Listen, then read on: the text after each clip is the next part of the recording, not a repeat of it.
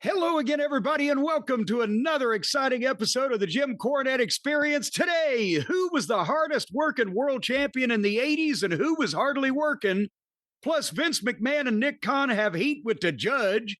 TNA Creative had heat with me in 2007, and so many more things. And joining me for this, Hawaiian Brian, the podcasting lion, the king of the Arcadian Vanguard Podcast Network, Mr. Co-host to you.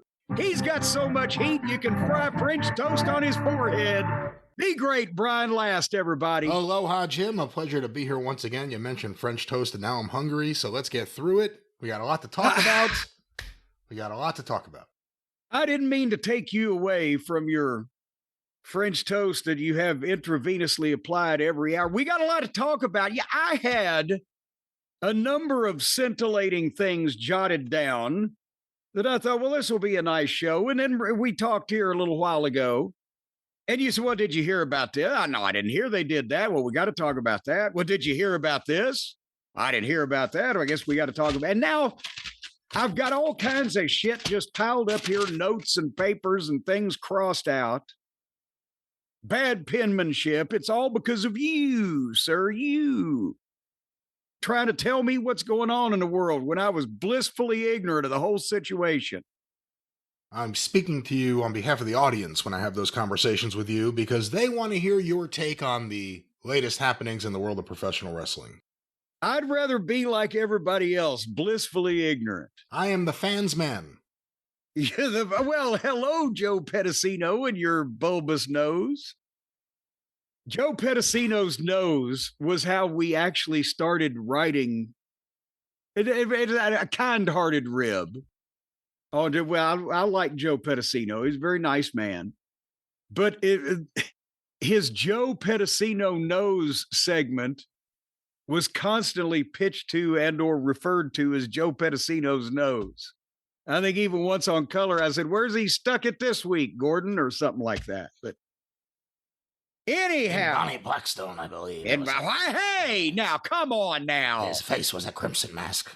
Oh, Jesus Christ. What did poor Bonnie ever do to you? A suplex.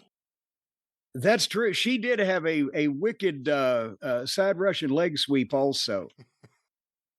Real quick, I raised a question several weeks ago on the program. We got an email from a lady named Rose who was saying her mother, Lynette, who lived in Minneapolis, who I've also heard from, she had had health issues, Lynette had, and we wanted to wish her well. And Rose said she had moved to Saipan. And do you remember me questioning why the fuck? Oh, yeah. Unless you're, I can't remember what line of work we determined you'd have to be in to move to Saipan, but I have the explanation. Would you like to hear? Oh, yeah. I'd love to hear it. This is partially funded by the Saipan tourist industry. Yeah, by the way, the segment you did introduce the audience to the country of Saipan. No one had heard of it before. Well, it's an island, which I guess is a country also, but it's an island out there. And as I recall, that was either where Amelia Earhart and her navigator, Fred Noonan, by the way, win a trivia question with that one, kids.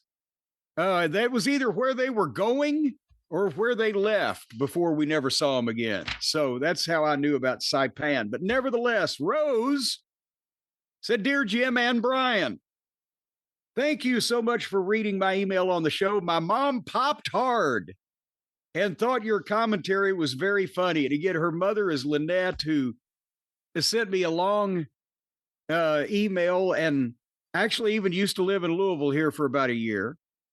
But she's had a bunch of health issues and still battling that, but sounds like she's just, as we said about Marlena one time, full of spunk and piss and vinegar and everything else. But nevertheless, back to Rose. Rose says, I am not in the military or a pro golfer. I just live here because it's nice. Rent is cheap. The people are all friendly and it's 85 degrees every day all year. The beach is 4 minutes away from my house and I can see the Pacific from my front porch. Plus, it's only a 4-hour flight to Japan, so I don't have to deal with any extra days like Hogan did. So it sounds like a great place, right, Brian? It does, yes. Well, but terrific. she goes on, and there seems to be a fly in the ointment. The only real problem is that a month ago, and she wrote this in the middle of May, a month ago, we got hit by Super Typhoon Senlaku and experienced multiple days of heavy rain and 170 plus mile an hour winds. That's a goddamn F4 tornado, or maybe a 5 tornado. Multiple days of that. A tornado lasts in one particular spot for about fucking 30 seconds. The storm started on April 13th, and as of May 17th, when I'm writing this, we still do not have electricity. It's the first time in decades I missed WrestleMania, but it sounds like I didn't miss much. And then she enclosed a picture of her puppy, Helena. She'll be 2 in July. And also said she loves your organ. I'm sorry. Loves your organ playing. Don't they all? There was a double line there. Hey. And I'll frequently hum the tune to myself out loud while running errands or at the beach. But the fuck, a typhoon with 170 mile an hour winds for multiple days. And her performing my song without paying any royalties. What the fuck's that about? Oh, God damn it. You're allowed to hum. Out Besides, loud. She said haven't- out loud. Out loud. That's performance. To myself out loud. So there's nobody there. So if a performer performs in front of nobody, then is it a performance? Let's ask some of the indie wrestlers. But no, it's not a performance. And if it was a performance when you're the only one there, then everybody that's ever jacked off would be a fucking adult performer. Not necessarily. Would you have attended the venue you were singing in if you weren't singing in it? You drew yourself. You drew one. You, yourself. No, it was being done as just as a way to while. It was a procedure that was being done as a way to while away the time while being otherwise occupied. So that doesn't count. It wasn't the sole reason for the performance. Sounds like the hurricane was a good reason to get the hell out of Saipan. Well, that's where I was going until you got bogged down in your goddamn publishing rights. Well, you got to protect your content. Well, you know what it's about. Oh, for Christ's sake. Nevertheless, Rose, we love that it's 85 and the rent. I know why the rent is cheap maybe now. The people are all friendly because you may need to save their life in the next fucking catastrophe, and they want to make sure they haven't pissed you off. But we wish all the well. Wish all the well. We wish all the well. Wish all the well for you. And Lynette, you rock too in Minneapolis. You just stay away from Saipan. Make Rose come back and see you. All right. The next email, Brian, I'm going to read because I like it. And this is, again, something that we have lost in professional wrestling with the death of the territories and the death of being able to go see your local fucking superstars wherever you might be. It didn't have to be Chicago and New York and Toronto and LA, Hollywood. It didn't have to be the big cities. The stars, the big names still came to the hinterlands, to the people, to the heart of America, Brian.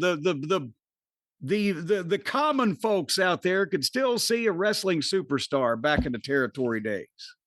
You'll agree this is true. Yes, I agree.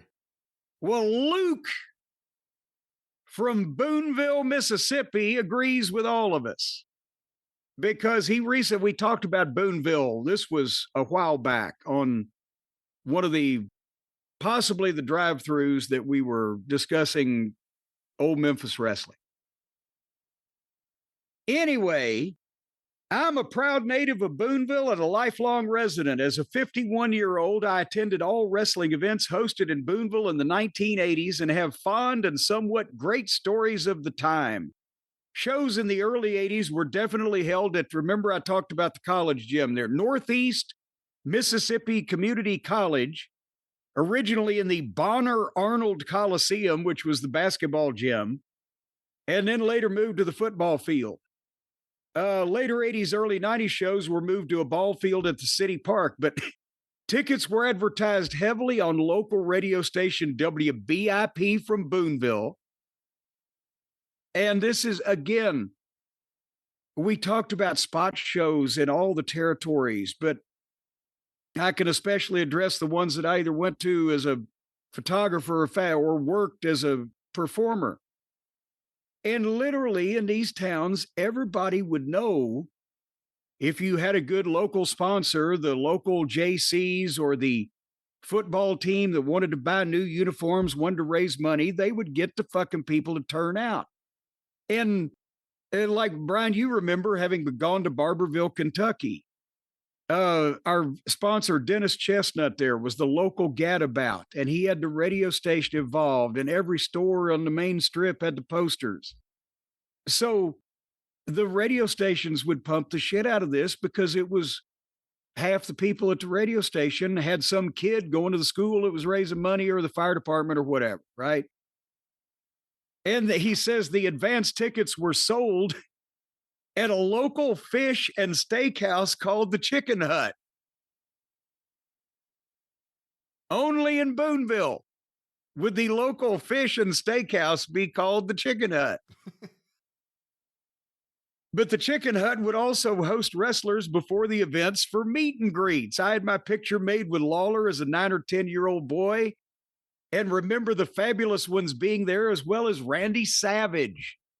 Wow. And again, that's, that's, these people were like, hey, there's Randy Savage in Boonville, Mississippi. It was like God dropped in. Well, actually, Lawler was bigger at that point in that spot.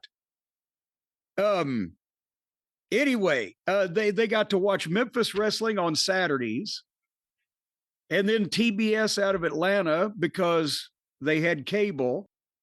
And he said, give me my bicycle and some money for baseball cards, and I had it all. And, again, I miss the idea that, a lot of these kids in these towns all over the country will never get to go to see a fucking wrestling show and meet a wrestler and a blah, blah, blah, unless their father is a banker for JP Morgan Chase and they win a contest.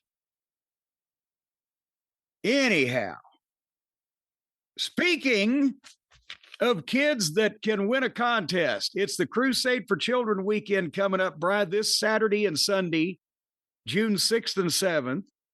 WHAScrusade.org, as I've mentioned, for more information. But these kids can win something, and that's hopefully another $5 or $6 million like they raise every year to help with their medical needs. And you can find all about what they do at the website. But I've got to modify what I've announced already about the fundraising thing we were going to do on JimCornette.com. Because I've been announcing over the last couple of shows we did, right, have released, that all the sales from Heroes and Friends, see, I got all the vowels in there. All the sales from Heroes and Friends in the month of June at JimCornette.com would go to the crowd, would donate 100% of that to Crusade for Children. But as soon as I announced that on like May 27th, suddenly the sales of goddamn Heroes and Friends have gone not through the roof, but there was a significant spike. So apparently some people got the concept of the thing, but not the timing. So I am modifying to make sure that everybody does what and gets what they thought they've done and got, even if it wasn't the time frame of them getting it and doing it. All the proceeds from the last week of May through June 30th on Heroes and Friends at JimCornette.com will be donated to Crusade for Children. Because there was intent there. They just didn't listen to the fine print. You see it. Have I explained this correctly? I think I hope you have. I hope you have. Well, apparently I didn't the first time around, but I'm not turning down the money. You could just, I'm just saying it was timed incorrectly to meet the principle of the thing. Well, get your merch and support the Crusade for Corny. Yeah, no, come on. What now. did I say? Children. I meant children. Crusade for Corny. I meant children. This is not some kind of fucking deal here. All right. And we have an update, which we were going to talk about this on the drive-through a couple days ago, and we talked about everything else. But Ludwig Kaiser's legal issues on the police blotter, when we talked about it, and the clip is on the YouTube channel, folks, if you want to go and refresh yourself with what we said. But I said this, no, there's something else that's going to be said, or some other new information is going to be released as to why this happened, because this wasn't, somebody said the wrong thing to Road Warrior Hawk in 1992, or it's 2:00 at the airport Marriott in Philly and all the guys are drunk and somebody said wrestling was fake to Ming. This was a guy who you never hear anything about's never been in trouble, obviously has no criminal record of any kind. In his own apartment building at 6:30 in the evening with a young lady, and somehow manages to end up punching some guy that lives in the same building. There's more to the story than, hey, please show some manners, or whatever the original quote was that got this fucking guy pickled from Ludwig Kaiser. And it doesn't make sense. I've been on both sides of the accusations and the lawsuits and or the testimony of people. Well, he said this as he was striking me about the head and face or whatever the fuck. It didn't add up. And then the story came out that apparently from Ludwig Kaiser's, well, he hasn't said anything, but he's not said a word. Not publicly. Obviously, you got, well, Walter, our friend Gunther, but under the name Walter, because that's his legal name. What is it? Walter Hahn. He's the one that bailed him out. And so I paid you the don't Cougarans. Yeah. And you don't think the first thing, again, people, have some goddamn common sense. First off, common sense, the guy's never been in trouble. You never hear anything. It's an evening time. Nobody's been drunk out at a fucking club. In his own place, he gets in a fucking scuffle. He's not, I don't know what his citizenship status is, but he ain't born here. He's on TV. He's in the middle of the biggest run of his life. He's not just going to be actively running around fucking assaulting people. Second, common sense. What is the first thing if Ludwig called Gunther to bail him out and Gunther, oh, fuck, I'll be right there. And what's the first thing that Gunther says to him when he comes out the fucking door? What happened? I guarantee you Ludwig Kaiser told Gunther. So he's told somebody, however many people we don't know. He just hadn't said anything publicly, as he shouldn't, because he's smart and he's probably got a lawyer by this point.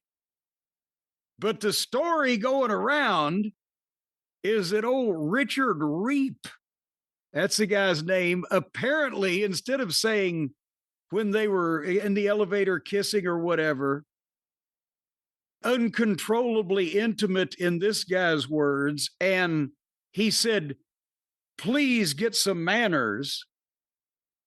Apparently, the other side of the story, maybe it wasn't all that big of a goddamn grope fest. And the guy, as he was getting off the elevator, said, have some fucking respect or I'll call ICE on that bitch. Now things become more clear. Well, let me just say, that sounds so over the top, and I know that a lot of people are skeptical that that was said, and the person who first reported it may not be the most credible of wrestling online reporters, so I'm a little careful to run with that. I mean, we could talk about it because it's a story out there, but I'm sure something more than have some manners was said, but the exact phrase, "You need to show some fucking respect before I call ice on that bitch." That's just, that's, Well, that's crazy over the top. I don't know about that. but having said that, it is Florida. And That is true. apparently this was The Redneck Riviera. no, that's actually they're in Orlando, which is just Florida. But the Redneck Riviera is like Pensacola, Fort Walton Beach. That, that's a whole nother, that's actually lower Alabama. Nevertheless, besides that, apparently he was with, I don't know the young lady's name, but she is the commentator for AAA that they did the angle with him and Americano Gable and all that stuff. And they are a couple. And she does appear to be, from when I saw her the one time on television, a Hispanic person. But the point is, whether that's the exact words or whether the exact words in between, "Please, sir, show some respect and I'll fucking call ice on that bitch." This fucking guy said something, because otherwise it doesn't make any sense. And to be quite honest, if what he said was, "I'll call ice on that bitch," then yeah, he's going to get the fuck punched out of him. Because what choice has he left old Ludwig Kaiser? It's not, "I'm going to call ice on you." Well, nana and boo boo. It's, "I'm going to call a group of armed, masked thugs who are noted for assaulting, pepper spraying, and even murdering citizens and non-citizens alike, and tell them to come find your wife, girlfriend, sister, mother, whatever." At that point, you're getting fucking knocked out. And I don't see that depending on where you go now, if they try to get a bunch of maggots on a jury, but otherwise a group of level-headed people are not going to convict Ludwig Kaiser on that. But again, there's video footage apparently, and the cops have it. So whatever. But no audio. Is that what it is? There's no audio? I just heard there was video. Well, is there audio on a goddamn hallway, Usually not. Apartment building security camera or elevator camera? Usually not. And again, yeah, that's the point. It does play into his character right now in Mexico, although I don't know how it really affects anything in Mexico, him getting arrested. If the guy really made the comment about ice, I mean, the next best thing would have been if he said, "I hate luchadors." And then I was about to say, it'd probably get him over in Mexico, definitely. But the court case will be here. And again, what was he, if that was said, what was he supposed to do? If that was said, listen, I actually think it's deserving of at least a shove if you say anything. But even if it wasn't ice, if I'm making out with my girl in the elevator at the end of the night and we're going up just a few floors, shut the fuck up. Unless you're a little old lady with a gang of little old ladies and you are really into etiquette. A gang of little old ladies. And you're really into etiquette. You're on the way to the opera. Shut up. Shut the fuck up. Wearing their leather colors, a gang of little old ladies. No, I'm saying even that.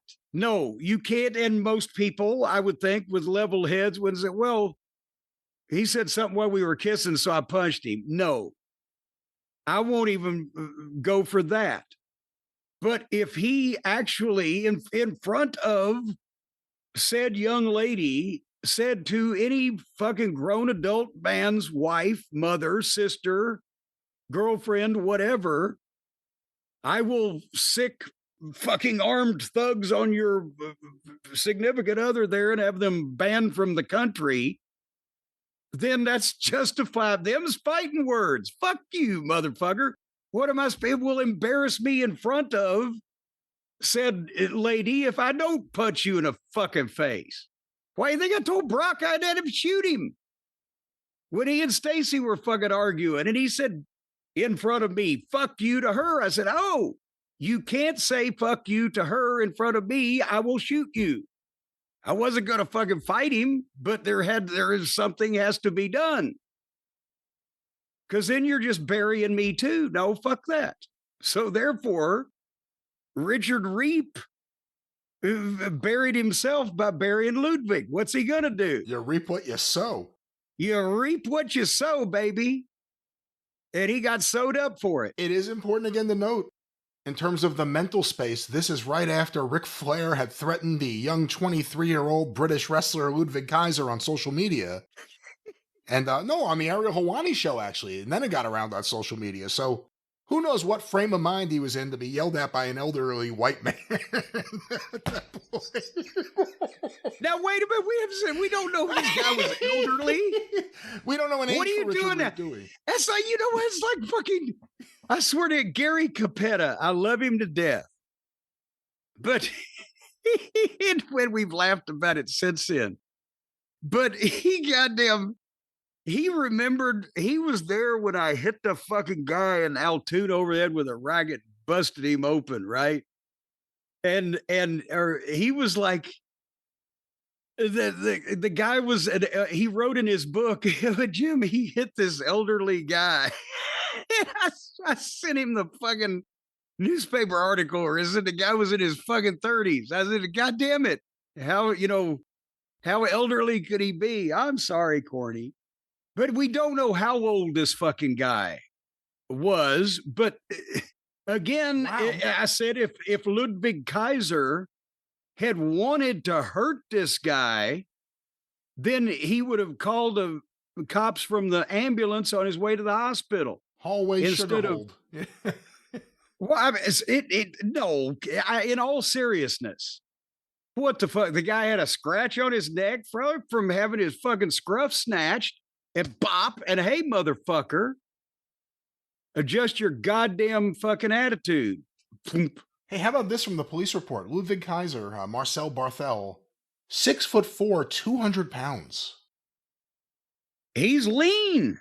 That's very lean. Jesus. But that's another thing.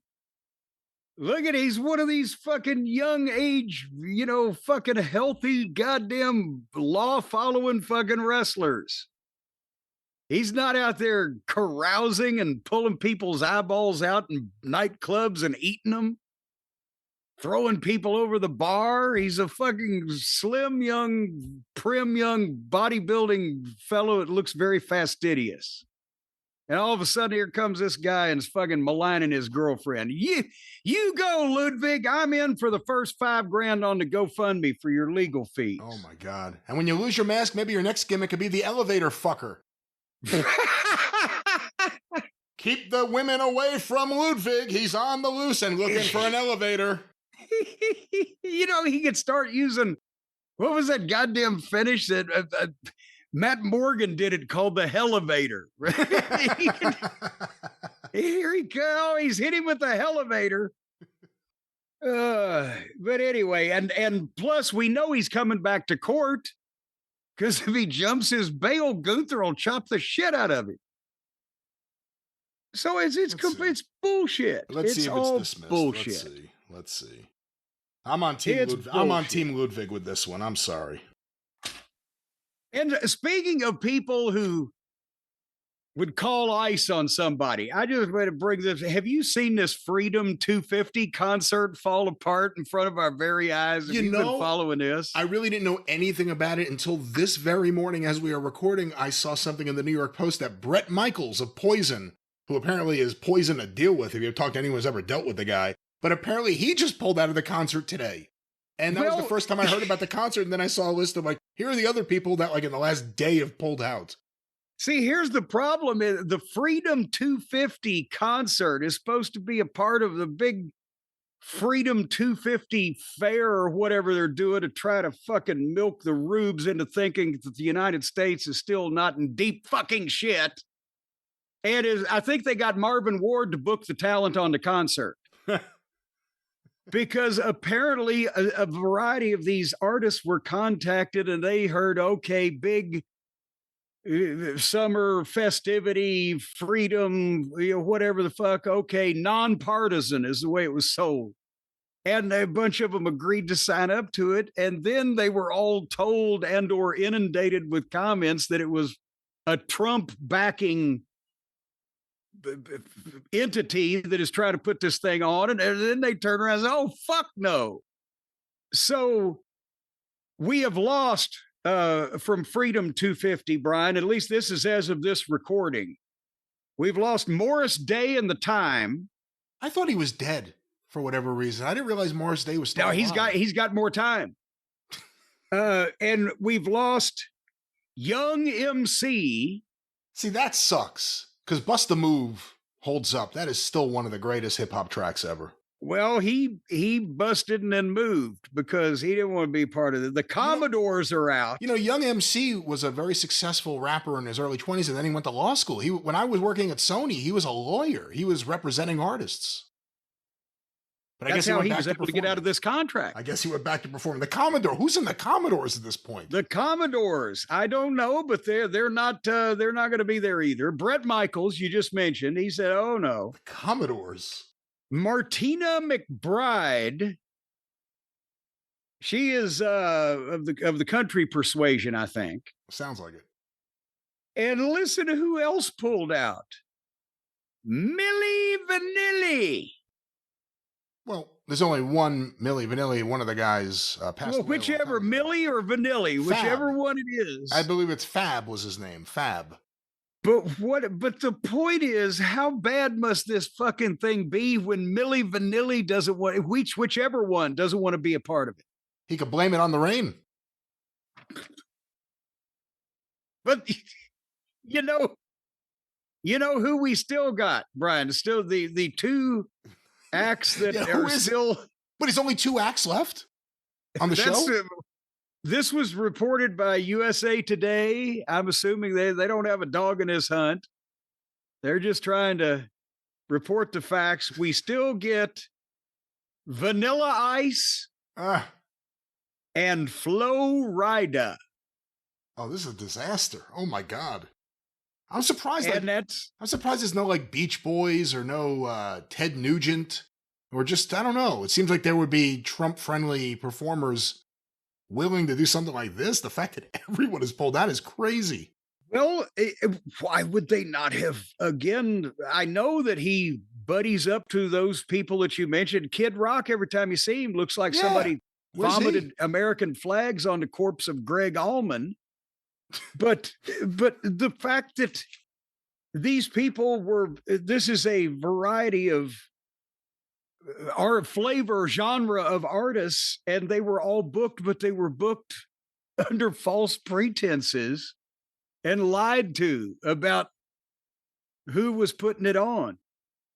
It sounds like a wrestling fucking fiasco. Speaking of a wrestling fiasco at the White House, before we move on to wrestling fiascos amongst our colleagues, the UFC did you see Dana White said he's going to lose $30 million putting on that fiasco of a fight at the White House? I did not see that quote, no. They're going to lose. This is after whatever sponsorships and whatever they were able to raise on the thing. It's still going to cost them $30 million out of pocket just to stage this thing. And I know he's a billionaire too. I know he gambles millions of dollars and he's infested with Trumpiness and joined at the hip with Schittler. But they're going to spend $30 million of company money, not out of his own pocket, of their company's money, to do this, to praise Trump's fragile ego and pet him and tickle his taint. Oh, look, sir, look what we've done for you. And do the thing that all these fucking stooges and sycophants and cretins in Washington are doing. And praise the dictator and tell him how good he looks and how much he's done for him. And then he'll give him the $30 million back in either our money, in some type of convoluted tax break or whatever. But just the idea that Dana White's enough of a sniveling, dickless, can't say coward, nobody'd be afraid of Trump physically, but a sniveling, dickless, what do they call them, the cucks, that has to get down on his knees and suck the balls of Trump for tax breaks and to be palling around with the guy running the show. A time will come, Dana, when those balls are jerked out of your mouth, whether you like it or not. And that was supposed to be the biggest thing that's ever happened. But there's no Conor McGregor. There's no John Jones. We didn't talk about it because it's not our field, and I don't give a shit about the UFC anymore. But when they announced that card, all the MMA fans were like, huh? So that's going to be a disappointment, apparently, in terms of star power. Maybe they'll have some great matches. So they're putting pictures of aerial shots of the White House grounds and vicinity. Half of it's a complete pile of rubble from this bullshit that he's trying to pass that will never get done, this ballroom fiasco. And the other half, they're going to have a UFC fight on the front lawn. The only thing left is where's the fucking trailer park? No, it literally, I saw before and after, like what the White House typically has looked like over the, the last 80 years or so, and how it looks right now. And it's almost like a parody, like if Mad Magazine, I think they did it at one point, like in the early 90s, said, what would it look like if Donald Trump was president? What would the White House look like? Just construction cranes and... Here it is. Yeah, it looks horrible. So somebody said that the only thing left was for them to put the scent of, what was it, child support checks and regret in the air, and it would look like a fucking trailer park. It's going to be interesting what happens when Tammany Hall falls, but I guess we'll get there. But yeah. Oh, come on now, you Tammany Hall, trying to tell everybody that you read all 1,000 pages of that book. Well, anyway, Brian, we have our contemporaries. See, that's just right in there for you. Just a little body shot. Our contemporaries over at another channel are arguing again. They can't get along. It's like it's the odd couple. I'm not sure which one's Felix and which one's Oscar. I don't know what's going to become of them when, and what's going to happen to the children, all the listeners, when the eventual breakup comes, because I understand that cousin Brian is beating his head against the proverbial wall over Uncle Dave's inability to, I don't know, come to a conclusion that 1 + 1 = 2. It doesn't always have to be that way. What are they up to these days? Well, again, in the past week, we had the AEW pay-per-view, and apparently Brian Alvarez, much like myself, thought it was one of the best AEW pay-per-views that they've done. So if you're a fan of AEW or a fan of that kind of wrestling, a lot of high-quality matches. But Brian Alvarez also watched Raw, and I know you didn't watch it, but Javon and Penta had a really good match. Javon's very good. I can see that. We like Javon. Oh, he's excellent. He's really good. I'm in the Javon fan club. Very good. He has the fire for all the reasons that we've talked about. He's got the fire, and he's got the underdog appeal and the charisma and the facials and the struggle in his body language. And he leaps a little bit higher and he does a little bit farther. And he's the guy. Well, Brian Alvarez benignly mentioned that it was a really good match, and Dave Meltzer, we'll play the audio shortly, decided to use this as an example He really got on him. It was bizarre over the fact that he's the one who sees all the wrestling. So maybe if Brian Alvarez saw as much wrestling as him, he would judge the match better. What the fuck? It's Dave's been pretty unhinged, isn't even the word. Super hinged, maybe the word, on Twitter, just battling with people and making assessments that are opinion based and trying to make them facts about who's great and who's this. Well, but he says there's somebody else saying that one of the other young fellows is great. And now, well, no, you can't just be great if you're having a great match. This is the guy I heard he was bragging to people that he was on vacation, and the guy at the fruit stand in Honolulu said, "Oh, I'm your biggest fan," and he took to Twitter with that. Again, bizarre social media behavior. You could either think that he can't stop himself or that it's some sort of business strategy. But let's go to this audio. This is from Wrestling Observer Radio. It was tweeted out by Meltzer Said What? And here it is, May 26th. The conversation, we'll break it up along the way and review what we hear. We had Penta and Javon for the Intercontinental title, which was a freaking great match. These guys so I thought the last 2 minutes were fantastic, but up until then there was no heat. It's like well, that was a problem with the entire show. Yeah, the whole but show. As a match itself, these guys were great. I was actually underwhelmed until the last 2 minutes. Then it was great. It was like I thought it was just a normal. It was tough critic today, brother. This match was really good. I see matches. I know. You saw lots of great matches the night before. Not just the night before. This match was good. I see matches up until the last 2 minutes. I see matches every bit like that every single week. Multiple matches where you do a few flips and things like that, and just as good, Lord. and actually better than that one. But the last 2 minutes, man, they turned it on, and they were great. All right, let me stop it there for a moment because it's bizarre hearing him dismiss something and say, well, I see great matches all the time, or matches where they just do the flips. And yeah, that's what we always say. You grade those matches in AEW super high when it's just a run-of-the-mill, middle-of-the-road kind of match right now. Oh my God. He's actually arguing with himself. You could probably piece together audio of Dave arguing with himself here. Arguing with statements he's made in the past. But I just thought, like, no heat, and they're just doing a lucha match, and it's not even a spectacular lucha match. What are you talking about? The very first spot was an attempted OG cutter, and it got cut off. Javon then hits the giant, enormous Undertaker dive over the top.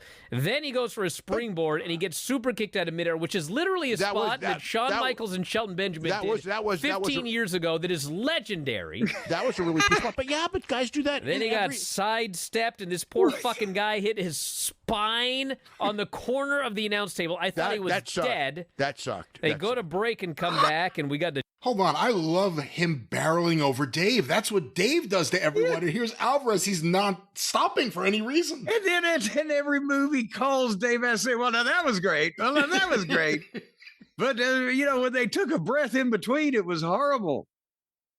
The giant springboard cutter, and then a destroyer, which was countered, and this is awesome chance, and an OG cutter on the apron, which almost killed the guy again. And then they had, it was the OG cutter attempt. Penta super kicked him into midair. Then there was a driver, but Javon hit a kick, and then an OG cutter, and then Penta hit a backstabber, and then hit a destroyer and pinned him. It's like, God damn, what a match. And then Penta goes to raise his hand. And those matches where you just do move after move after move, those matches are like, that's modern wrestling now. There's nothing. I mean, it's like, you see, not just AEW, not just TNA. I mean, you see that like in frickin' AAA and CMLL. You see. All right, let me stop it there because it's almost like you said, he's arguing against himself. And the thing is, he values the move, whether you nail it or not, or whether it looks like there's cooperation, or if everything falls apart once, but you do two things he likes, he'll forget about the once. Dave on American Idol if you just went out there and was loud and made shit up if you forgot the words, but you tried hard, he would fucking pass you through. And that's not what Alvarez is talking about here, because he's illustrating that, oh, these guys, boom, boom, boom, they did this great shit. Not, well, he missed the thing, or the soul snatcher fucking fell in a heap or whatever. Well, we have some more audio. It's important to note, you joked about it at the top, but you were telling the truth. Apparently, in the video, Brian Alvarez starts banging his head on the microphone while Dave is going on and on. But let's go back to this. And then Penta goes to raise his hand. And those matches where you just do move after move after move, those matches are like, that's modern wrestling now. There's nothing. I mean, it's like, you see, I'm not just AEW, not just TNA. I mean, you see that like in frickin' AAA and CMLL. You see matches like that constantly, and they're very good, you know. But as far as being out of the ordinary, I mean, it's the last 2 minutes were great. But even that, you know, I didn't think it was anything special based on what I see today, other than, like I said, like they really did get the crowd at the end because it really was good at the end. But that other stuff, you know, flips with no heat. I mean, it's like, I don't mean to be bad about it or anything like that. Well, too late, brother. But stop it there. Well, again, he's criticizing flips and now with no heat. he sounds like he's making my point. That, well, yeah, this is all. That's all they do. The furniture and whatever, or the flips, and whether it's a flippy match or a furniture match, this is all they fucking do all the time. So then, why does he give everything 5 fucking stars? It doesn't. Either have my opinion, yeah, that's what they all do all the time, and it sucks. Or it's that's what they do, and I love it, but not, oh, that's what they do all the time. But yeah, well, I mean, I don't know what he's making everybody's point.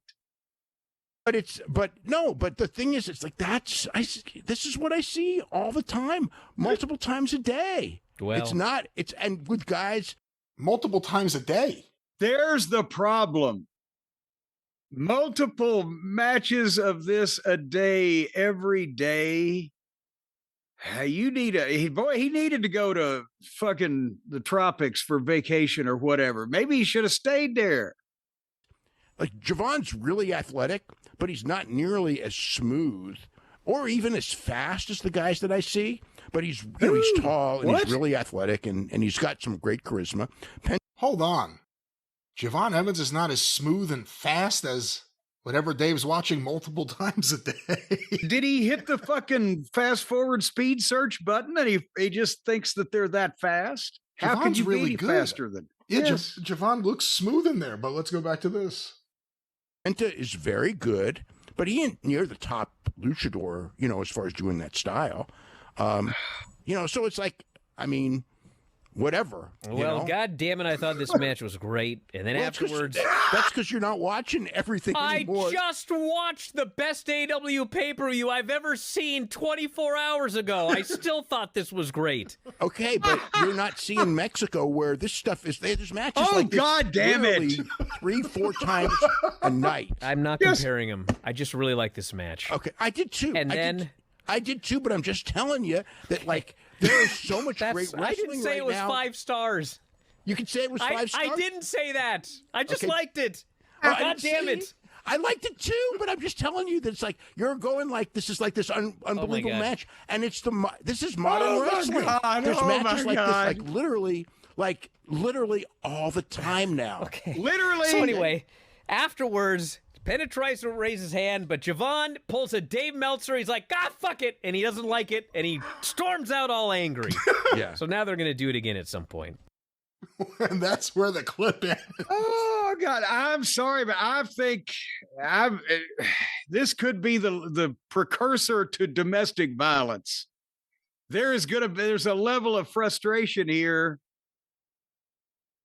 Woo! He won't get off it, but Mexico. Oh, Mexico. Dave's like, you don't see enough good wrestling. Alvarez like, I just watched the greatest pay-per-view of all time the night before.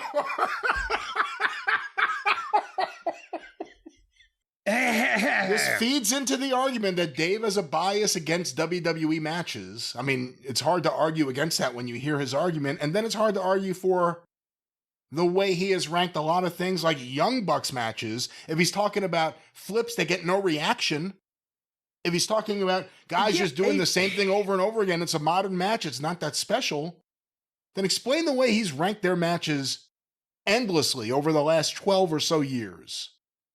Double standard. That's what I couldn't figure. It was like he was trying to literally make, there's like 3 or 4 sides to this argument. He made every single one of them. Well, how can you disagree with that? Like, you could honestly see a headline that says, Dave Meltzer agrees with Jim Cornette about the quality of modern wrestling. And based on what he said there, it would be honest. It would be a very honest headline. I just don't see how anybody could disagree with everything that's ever been said about a subject all at the same time. I'm on Team Alvarez. He wins me over more and more every time we hear the frustration, because yes, it's impossible not to display that when you hear what Dave is saying. It's incredible. It's incredible. I think Alvarez should get the Nobel Prize for putting up with it. Well, that's the thing, Brian, is that I'm just worried is that, there's gonna come a time where this just isn't going to work out, this domestic union they have here, and they're going to have to go their separate ways. And then I'm not sure which one of them does the cooking, but whichever one it is, the other one's going to be just left all alone with nobody to care for him and also nobody to cook for him. You know what that means, Brad? It means unless you come up with a backup plan, you're going to be eating a lot of junk. You got to have good, nourishing food, especially at Dave's age. What if Brian is the chef? He seems like a chef. And Dave, well, I don't think Dave could find the kitchen with written directions. So he's going to need something easy. Do you think we should refer him to our friends over at Factor? Oh, that's a very good idea. I mean, talk about easy. They deliver you chef-prepared meals. They're fresh. All you got to do is heat it up. It's as easy as it gets, and it's delicious and nutritious. Yes, Factor. That's right. Every meal crafted with functional ingredients. You know what that means? That means ingredients that work. Lean proteins and colorful veggies, all different varieties of colors. You'll taste the rainbow. Whole foods, even healthy fats, which I found out there's some of those, and they're good. And they're fresh, no artificial colors or sweeteners, no high fructose corn syrup. You don't want that. I hate it when I'm eating at a restaurant and somebody just comes up and pours a jug of Cairo syrup all over my plate. But basically, Factor has over 100 rotating weekly meals, a variety of tastes, and Mediterranean and Asian and fresh, never frozen, and salads. And of course, you love the teriyaki salmon. Oh, yeah. And I like the garlic parm shrimp and filet, etc. But nevertheless, if you are like Uncle Dave is going to be, sitting alone in your home or a home, some type of something with home in the title is probably where he resides. And you've run off all of your friends and you're just there alone watching Mexican wrestling all day long. And you just want to pop a chef approved meal in and heat it up in a microwave, and somebody that wants to take care of you and give you good, wholesome things to eat while you waste away, shorter of breath and one day closer to death. Go to our friends at factormeals.com right now. You're going to see all the fine food that they have that you can just heat up and stick down your gullet. It'll probably be the best decision that you've made that day.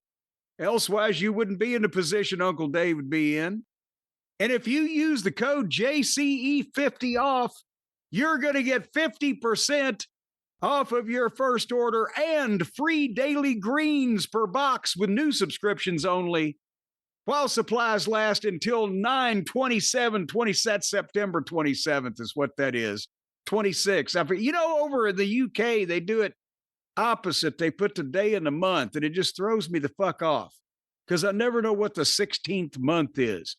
But factormeals.com/JCE50 off That's the code JCE50 off. You get 50% off and free daily greens where you just, once again, the greens, that's what turns your poop brown. It would be black without the green. See, when you add green, you come up with brown. Except green sometimes turns red or red turns green. I don't know what you're doing or what you're trying to do here. Yes, well, see, that's what I could always, like with Harley, when she took her little poops, I could tell by the shade of her poop whether she'd been eating the carrots or the greens or whatever, because it would color your product. All there. right, well, we're not talking about that, or we're not talking about when pink becomes blue or when blue turns to gray. We're talking about Factor delicious meals crafted by a chef, fresh food, Yes. and lady, get the meal that's right for you, is what I'm trying to say. Just think about Brian Alvarez in a chef's outfit, standing over the minions as they prepare all these Factor meals. He's standing over, keeping a watchful eye, trying to make sure that everything is just like you like it. And you folks, they'll bring it right to your home. The only thing they won't do is put it in the microwave for you. I asked the one guy about that. He took off with my microwave while my back was turned. So factormeals.com/JCE50 off. You're getting 50%. That's half off food or free food. Half of this food is free. Who the fuck are you to turn down free food in this environment? Assholes. Once again, get some great food that we love in this house and food they love at Castle Cornette. Food you can eat. From our friends at Factor, food you can trust, factormeals.com/JCE50 off. I don't know if you can trust that food. That meatloaf was one of the biggest liars I've ever seen. Trust the food, trust the Factor, and Factor meals are there for you. We're going to end on a high note. Jim, that promo code one more time.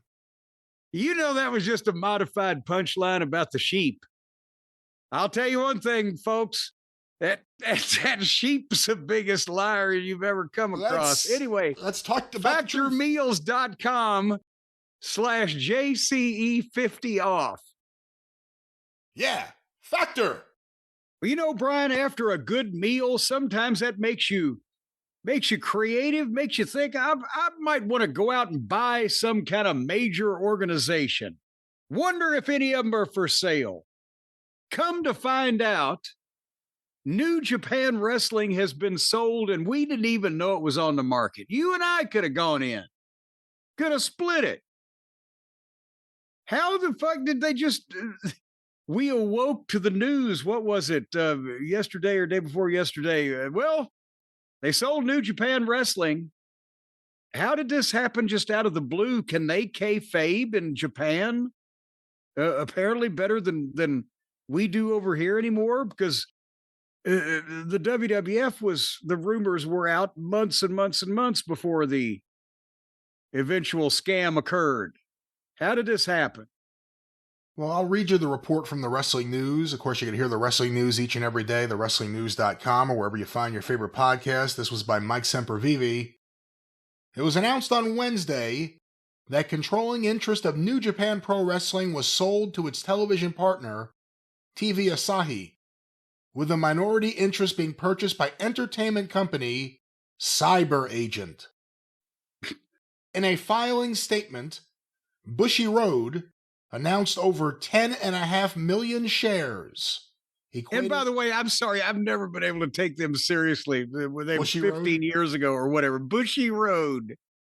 Once again, 10.5 million shares, equating to 70% of New Japan, would be transferred to TV Asahi and Cyber Agent for 3.597 billion yen, which equates to just over $22.5 million US.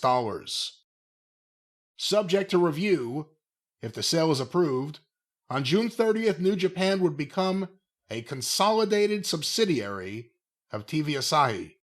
That right there sounds shady. The all-women's group Wonder Ring Stardom is unaffected by the sale and will remain wholly owned by Bushy Road.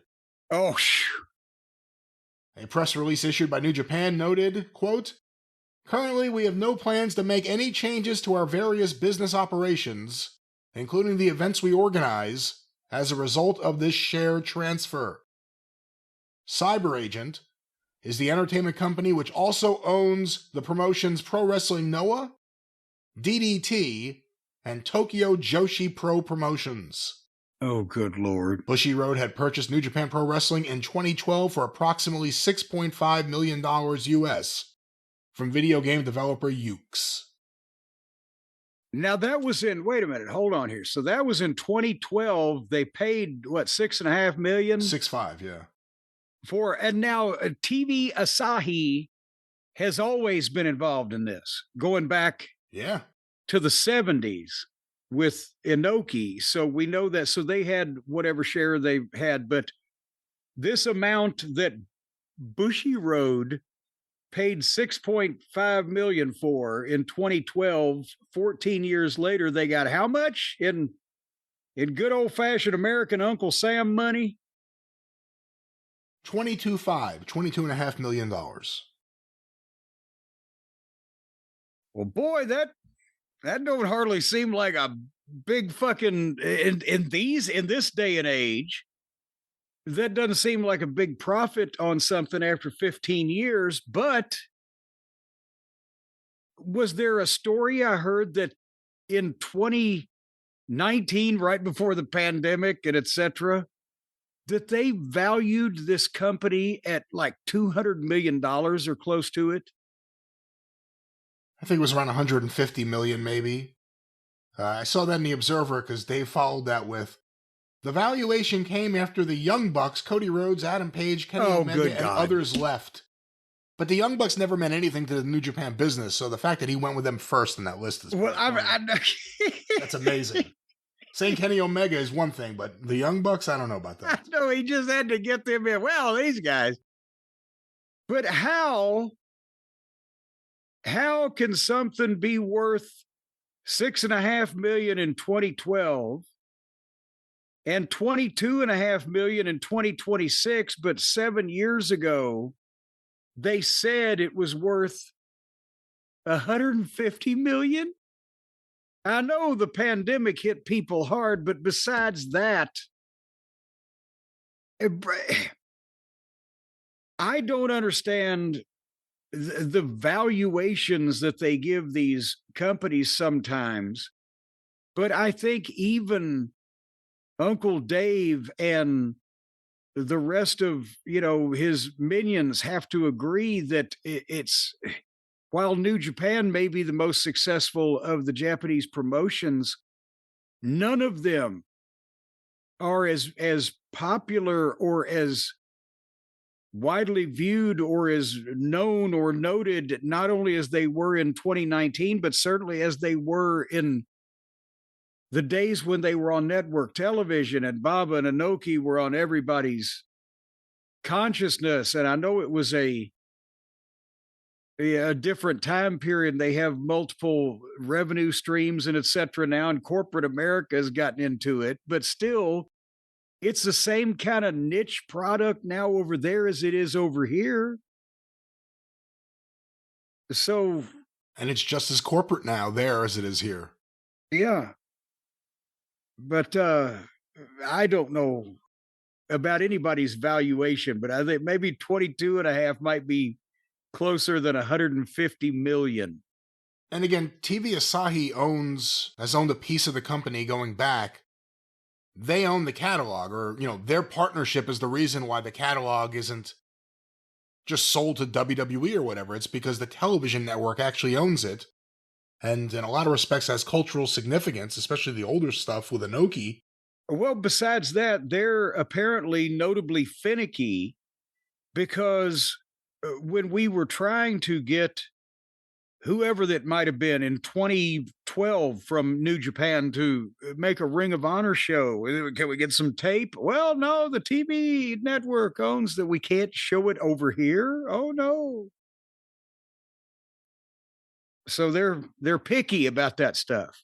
But they'll now have a bigger percentage of the company in Cyber Agent, who owns these other Japanese promotions. they'll have a piece of this, and I believe they're a streaming platform, or they own a streaming platform. So obviously, it all comes down to the content. How does this affect the New Japan archive, if at all? And it may not affect it at all. But, I think it's been a sad decline of Japanese wrestling. And I hate to say it's as simple as since, Baba and Inoki left us, but, it's not that simple. But since that crop left, the standards have gone down. And maybe you get some moments where the Tokyo Dome draws a big house, but it was bigger. It was more acceptable. It wasn't ever treated as a joke, really, other than maybe the opening match on an All Japan show. And that was in-ring comedy. That wasn't whatever DDT does. Yeah, and also that was a way for Baba to still be involved because the people loved him so much past his physical prime when he could get in there with his guys and, do the spots and things. But not shitting on the whole business. That was something that was looked forward to rather than, oh boy, here comes some more of this. We've been in the Buffon era where it was all about the look. I'm not saying anyone couldn't work. They all worked the best they could. But it was the look more than it ever was in the past where it was serious. And you could argue about the way MMA decimated Japanese wrestling, which a lot of that was brought upon itself by Japanese wrestling's involvement with all that. But, I have no interest in New Japan now at all. That's ironic, by the way, that all that pro wrestling promoters were taught was that somebody's going to come in and try to steal the territory and run against you or whatever. And they just didn't think it would be from another fucking form of sport entirely rather than somebody try to do pro wrestling. And so that's why they worked with it until it ruined them in some respects. But is this like a miniature version of TKO? Now where instead of bull riding and MMA, they've just got a couple of outlaw promotions and New Japan, and the TV network just owns more of it than it did, but it's, I guess, completely above any of the wrestling people now to make any decisions in this company, right? Yeah, we're going to find out who the Japanese Jim Herd is very soon, I think. Go! Japanese Jim Herd. There's a character we never thought of before. But, the other thing I question is, obviously they want to keep the majority ownership. Well, first of all, the television station has their interest, and they want majority ownership to be clearly a Japanese entity. There's no way Tony Khan can have jumped in for that low price and bought in just so he would have the American rights or the distribution rights of some sort for my AEW. You talk about someone who owns a bunch of promotions and needs content. No, but there would have been some type of political upheaval if they had sold to an American entity, and it probably would have definitely hurt them with their fans, and there may even be laws against something of that nature. They don't have Delaware corporations in Japan? I no, because they don't. I'm registering in Osaka. See, if they had a Newark, Delaware, then they could fucking, and not to mention Wilmington. But nevertheless, but I think that Tony now needs to, because it's obvious this is just a business. He needs to go to them and say, "Look here, I am successful American." Say it like that. Let's see how that goes over. Yes, it would be hilarious if he started talking to him like we used to talk to the guys we were trying to give finishes. Right? Okay, you take arm. But anyway, he ought to try to go to him and make some kind of deal. I can be your official American distributor, and I got a brand new pair of roller skates. You got a brand new key, that type of thing. But no, I can't imagine the variety of offense that it would have caused if they had just sold the thing to an American company, Tony Khan or anybody else. Boy, cyber agent just sounds so sketchy. It just sounds like, yeah, they're under investigation. You can hear it at any point. This this could explode at any moment. This whole thing could evaporate. Where they had on the news here locally, this couple owned this car lot where they would go to these car auctions and they would buy cars and then they'd bring them down here and sell them on their lot. And they had a complaint. So a bunch of people were complaining they couldn't get the titles to their cars. And come to find out, they investigated when they bought the cars at the auction. They sold the cars to these people, but these people couldn't get the title because they never paid for the cars from the auction. They bounced the checks. Huh. So the news went to the goddamn car lot. Guess what they found? A completely empty slab of concrete the size of a car lot. There's not a pebble on it. Oh my God. Except for one building. It looks like a goddamn twice the size of a normal porta-john. It says buy here, pay here. And it's completely empty. I don't know why that came up, but it's fucking funny to me. The New Japan metaphor, we call it. Yes, cyber security there will be Cyber agent. Secret agent, man. Secret agent, man. They've given you a number and taken away your Japanese wrestlers. All right, now. So anyway, we'll keep up on the comings and goings and doings over in New Japan as they get used to their new administration. But meanwhile, Brian, apparently Vince McMahon and Nick Khan was not as smart as they thought they were when they were using the Mission Impossible method of communication. This tape will self-destruct in 5 seconds. That generally means you're doing government espionage or some kind of shit you're not supposed to be doing, right? Now they've this big lawsuit they've been chastised for running this alleged major publicly traded company like goddamn mob outfit. Well, they're in some trouble here. When I say they, Vince McMahon and Nick Khan, not TKO. But Vince McMahon and Nick Khan.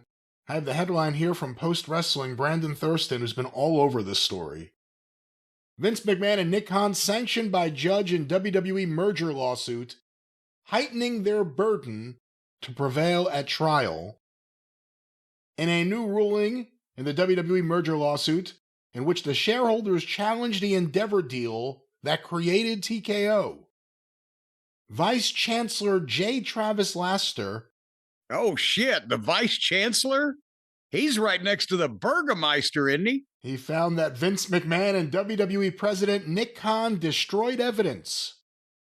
As a consequence, the court will treat 5 damaging facts as presumptively true when the case goes to trial next month. Let's go to these 5 facts. So even if it wasn't true, it is true now in their eyes because they destroyed the evidence that would have determined whether it was true or not. And you and I had talked about this when Brandon Thurston previously reported about the text messages that had gotten out as part of this lawsuit and discovery, where Nick Khan told Vince McMahon backwards, go to Signal, and Vince was like, what's that?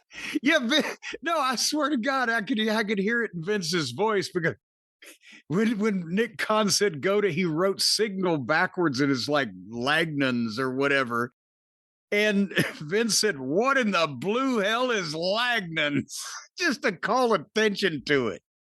What crime would you like me to commit here? Oh, I see. Well, here are the 5 presumed facts now that the defendants, Vince McMahon and Nick Khan, have the burden of trying to overcome these. It is presumed true that Ari Emanuel's promise to provide Vince with a continued role at any post-merger company after a transaction influenced Vince's decision-making with respect to the merger. Also presumed true, Ari Emanuel's offer of indemnification and other legal support related to pending federal investigations of Vince's alleged misconduct Oh, influenced Vince's decision-making with respect to the merger. Also presumed true, Vince decided to pursue a transaction with Endeavor in 2022 before the company initiated the strategic review process. boom. Again, this is a publicly traded company. There are things they have to do.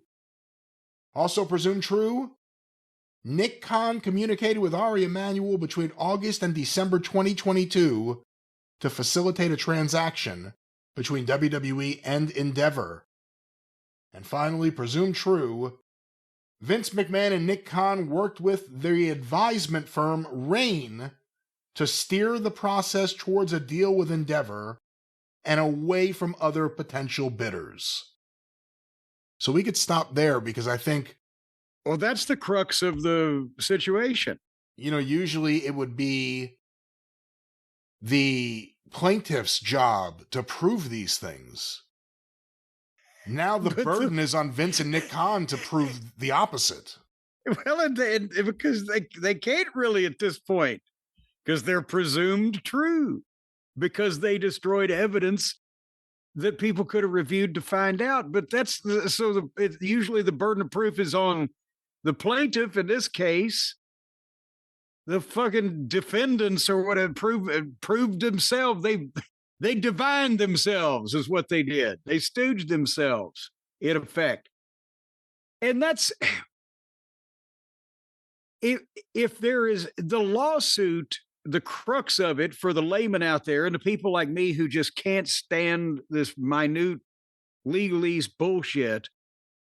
These people are suing because they say it was a setup deal.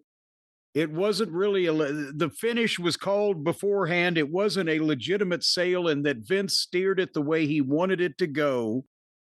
And therefore the shareholders were potentially shortchanged or whatever, harmed in some fashion.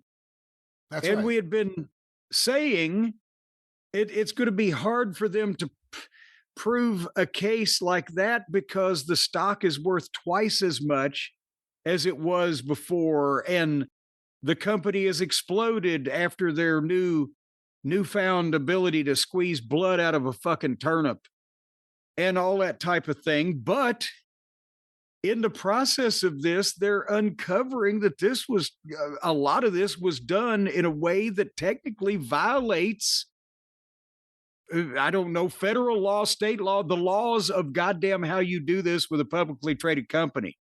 So even if they're not going to make their one point, they're airing everybody's dirty laundry out on the goddamn public line. And somebody potentially could get in some kind of goddamn trouble over this, couldn't they, Brian? Well, again, certainly they'll be held liable for a fine. It'll be interesting to see how much of... It'll be interesting. I mean, it's the same judge that's overseeing the case that just sanctioned them. When he said it's going to be presumed true, he's the one who's going to be presuming that. Yes. And I'll tell you, it's a hard thing to get over with a judge once they think you destroy evidence.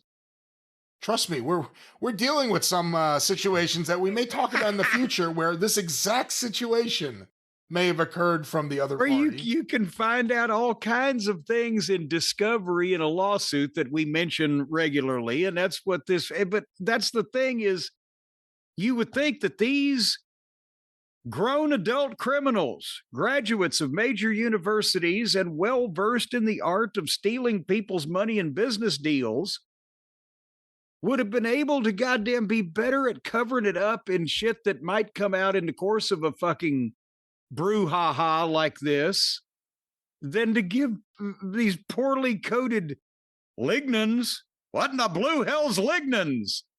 And doing it on shit that self-destructs after 5 minutes or whatever.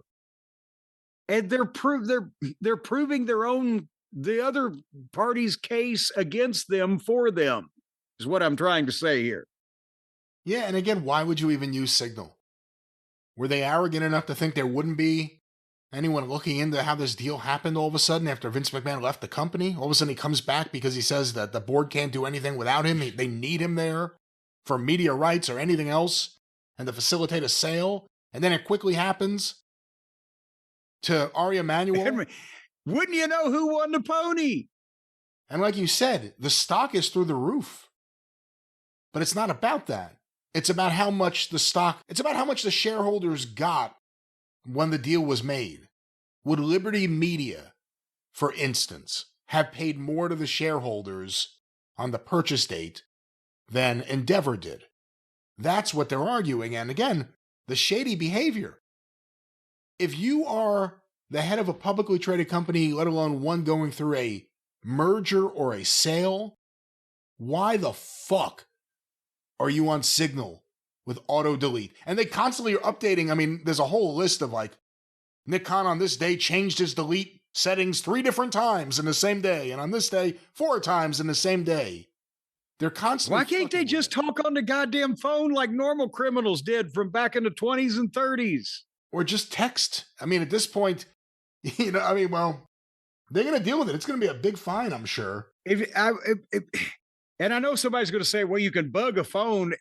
We're not talking about an FBI investigation into the goddamn mob. Their phones weren't bugged, but you would think that they wouldn't leave all this shit in effect written down. And remember, I told you one time, I don't know if I have one piece of paper in my possession that was actually written by Vince McMahon. He would write shit in his book or notes for himself, but he would have memos done or things sent out or whatever. So all of a sudden, he's just willy-nilly pulling this high-level white-collar crime bullshit on the interwebs where the documentation is there. I don't get it.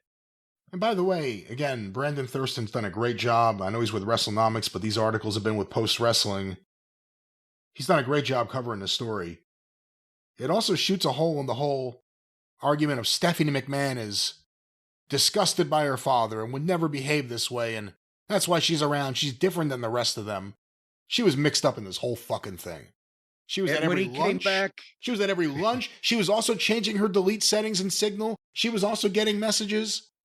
She was mixed up in this whole thing. She's just as bad as the rest of them.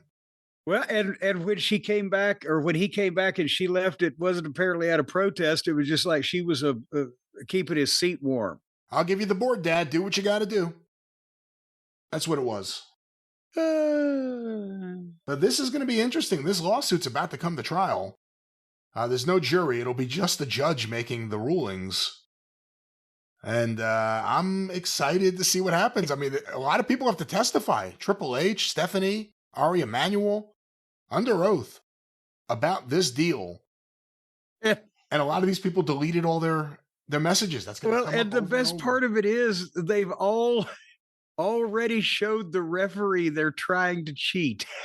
and now they get to try to win him over again.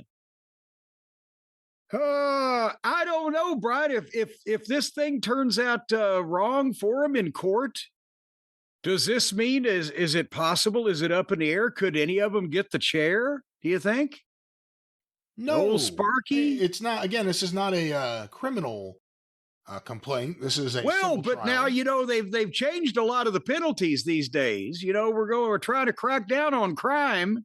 Does anyone still depending on who chair? Does it? You either throw away the key or you reward them. Is the chair still in use anywhere? Well, they take it from county fair to county fair, from what I understand. No, they do not. That's not what show you it off. Every once this one kid in Hyden, Kentucky, he plugged the son of a bitch in, and boy, that was the most shocking thing that happened in town all week. But I'll tell you, folks, if you would like to be in the electric chair, you're sitting there, you're on the road, you're traveling somewhere, your phone's dead, your headphones are dead, your watch is dead, your Kindle's dead, your sex life is dead, everything's dead, and you'd love to sit down in a chair full of electricity and just charge everything all at the same time. Now, before it was a pipe dream is what it was. That's before. But now in this modern age of space age technology, we got you covered with the Ridge Power Bank. We've talked about it before. We have spread the word. We have put out literally powered things across the country with all the power banks that have been sold thanks to our recommendations, why people are plugged in and turned on and charged up and tuned out all over the country thanks to us. But if you haven't caught on yet, instead of all the cords and all of the various things you got to plug in and every end is different and you don't know what the hell's going on and you can't find a spot that has any power. Oh, please, may I have more power? The Ridge Power Bank is a 5-in-1. It's got built-in cables. It lets you charge everything that you might need to charge with just the one power bank, no extra cables. And this thing has 20 watts of power and a 10,000 mAh capacity. What is that? M capital A small h. MAh. It'll hold 10,000 mAhs.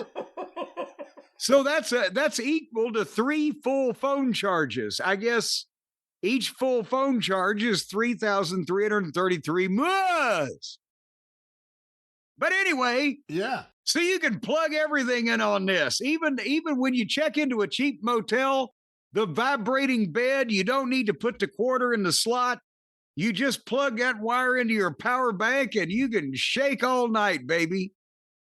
And this whole thing was built by a father and son. Do you know that? That's amazing how both the father and the son were on the vibrating bed in the fucking Days Inn Motel in Hopkinsville, Kentucky for 25 cents at the same time and had this idea. So it's a win-win. No more asking anybody for a charger. You know, sometimes you walk down the street, you can't plug into anything, you don't have a charger. You ask a innocent bystander for a charger and they think you're trying to assault them and they either call the police or pepper spray you. Then you got to pay bail and medical bills just because you couldn't plug your fucking phone in because you didn't have a Ridge power bank. This is not the best example to use in this situation. Well, things can happen. And there's free shipping and a 99-day risk-free trial. Don't you dare, you no good son of a bitches, keep it 100 days or you're going to pay. But 99 days, you're good. There's no risk whatsoever. That 100th day, that's when the boom lowers. And it's got a lifetime warranty. So as long as you live, once you're dead, all bets are off. But this is the last power bank you're ever going to need. I'll tell you what, just take my word for it. Don't start reading any continued stories either. And have you heard the big news, Brian? They're now available in matte olive, base camp orange, matte black. I don't know who Matt is, but he gets a lot of colors named after him. And the newest color, atomic purple. Have you gotten an atomic purple one yet? It glows. I have not. That's actually what Mason Rook is gonna start using is the atomic purple color. He's gonna kind of blow or glow with the radiation. All right, this is going off the edge here, off the hinges. This is going off the rails. Let's charge everything you need to charge, all in the same place. You can stick it right in there, and you just carry it around in your purse or your various thing that are your fanny pack, or just stick it in your pocket. It'll look like possibly a small to mid-sized goiter or some type of hernia, but you'll have a lot of power in your pocket. And then, boy, it'll be shocking what you can do with it. Folks, right now, for a limited time, get up to 40% off during Ridge's huge Father's Day sale. See, Father's Day is coming up. So sometimes you're a son of a bitch, but in this case, remember good old dad. What a bastard he was. And the Father's Day sale will get you up to 40% off at Ridge, RIDGE.com/JCE. Ridge.com/JCE. Again, you get all the good stuff, not only up to 40% off, but the free shipping and the warranties and the guarantees and the whole 9 yards. And then just plug in and turn on. Like one of those 60s episodes of Laugh In. Instantly, colors will appear. When you turn this thing on, you'll electrify the whole room. All right. Well, Jim, one more time. Sock it to me, that promo code.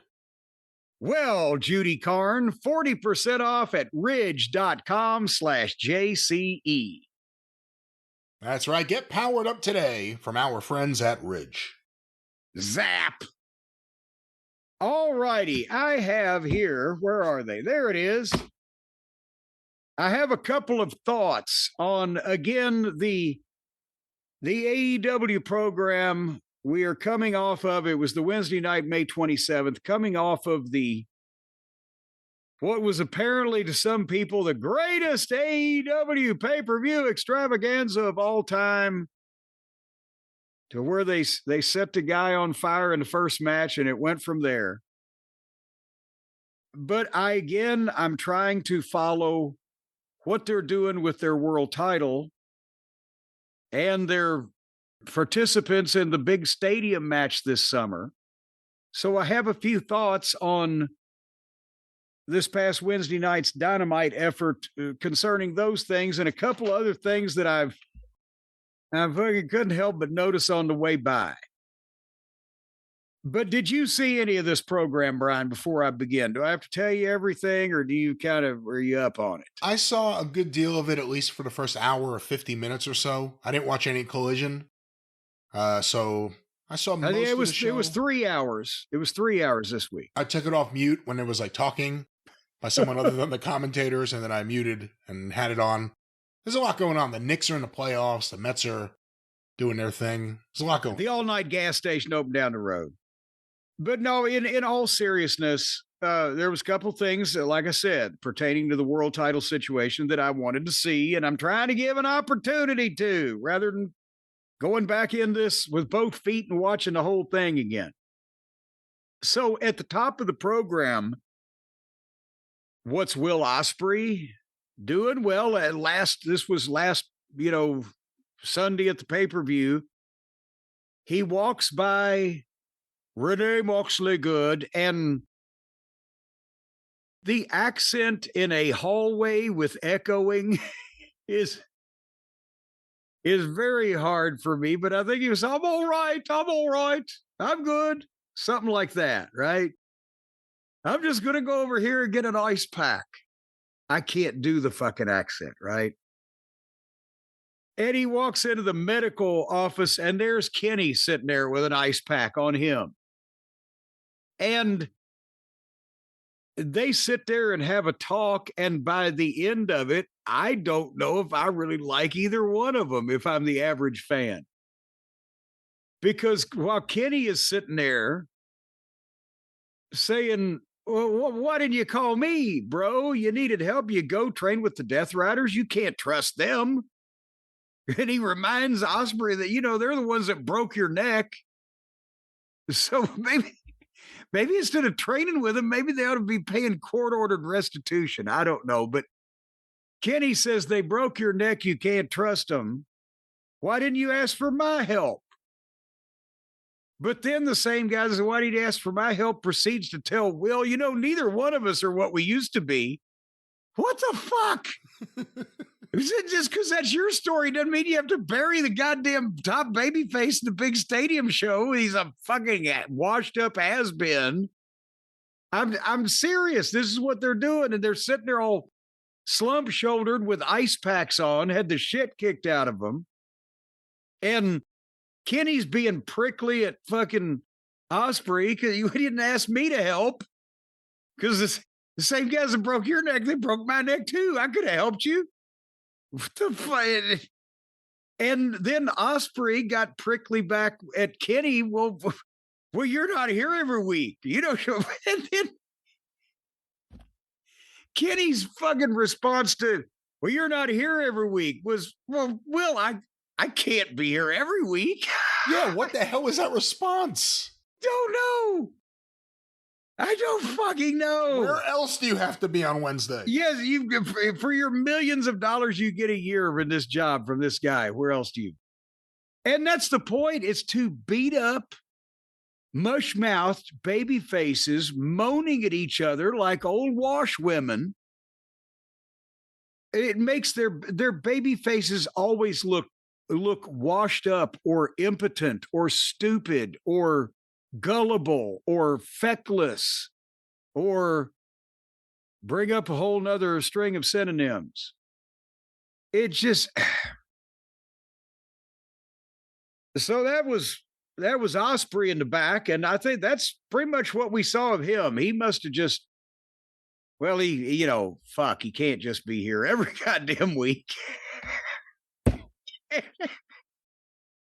Anyway, then Kevin Knight came to the ring for a heel promo.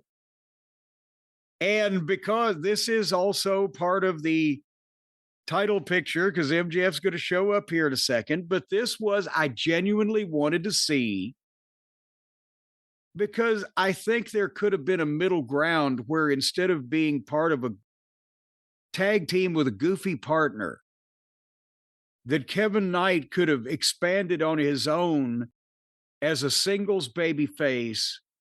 He's got physique, he's got charisma, he's got athleticism.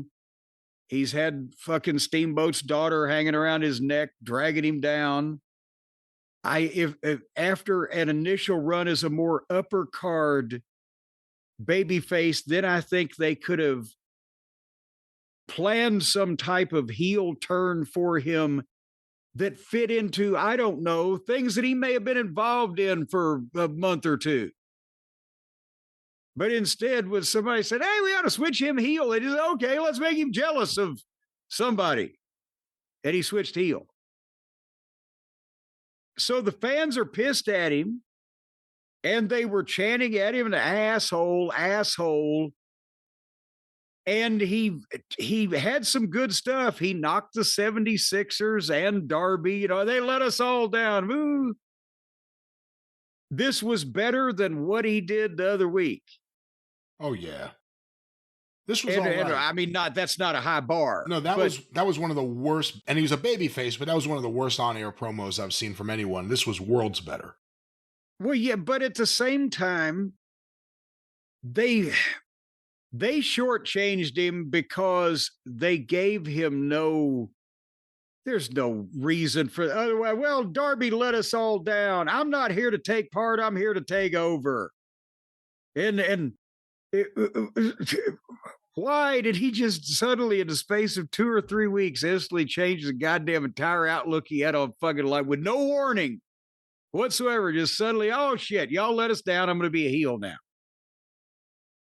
That's what the little nuances would have helped, because it would have added to his explanation. He really had nothing. He had words he wanted to say, and he tried to say them here because he's still inexperienced. He let the people get to him. It's good that they're reacting like that, but I think he also let them get to him a bit in terms of the flow of his delivery. With more practice, he needs to watch that and nip up out of that. But there needed to be something that he could actually talk about here besides, I mean, it was just so out of, do you get the idea? It was just out of nowhere. Oh, let's turn him heel. Here we go. I don't know how much long-term booking there is with anything in AEW other than, the main event picture and kind of where Tony wants things to go, not the ins and outs. It did seem kind of out of nowhere. He got a big reaction when he beat up Darby. That's the way you get heat in AEW with those fans. Really hurt Darby. I thought this was promising. I thought it was a promising promo, and yeah, maybe kind of out of nowhere, but it was. And then here came his old partner Spitball. And they made him some kind of suit. God damn it. It was like it was a tan camel's hair business suit styled after a karate gi. I don't know what, this had to be custom made, because I guarantee you not a single solitary son of a bitch has ever worn anything like it. And he came out with that douchebaggy delivery where he sounds like a kindergarten teacher. And just what you should apologize to everyone. And Kevin Knight goes to blow him off and then turns around and takes a big swing. He's going to blast him over the head with the microphone, and boom, and down goes Bailey. except he missed him completely a foot over his fucking head with the microphone and hit Bailey with like his goddamn elbow on the way by. It was just, and then he gave him something else and left him laying.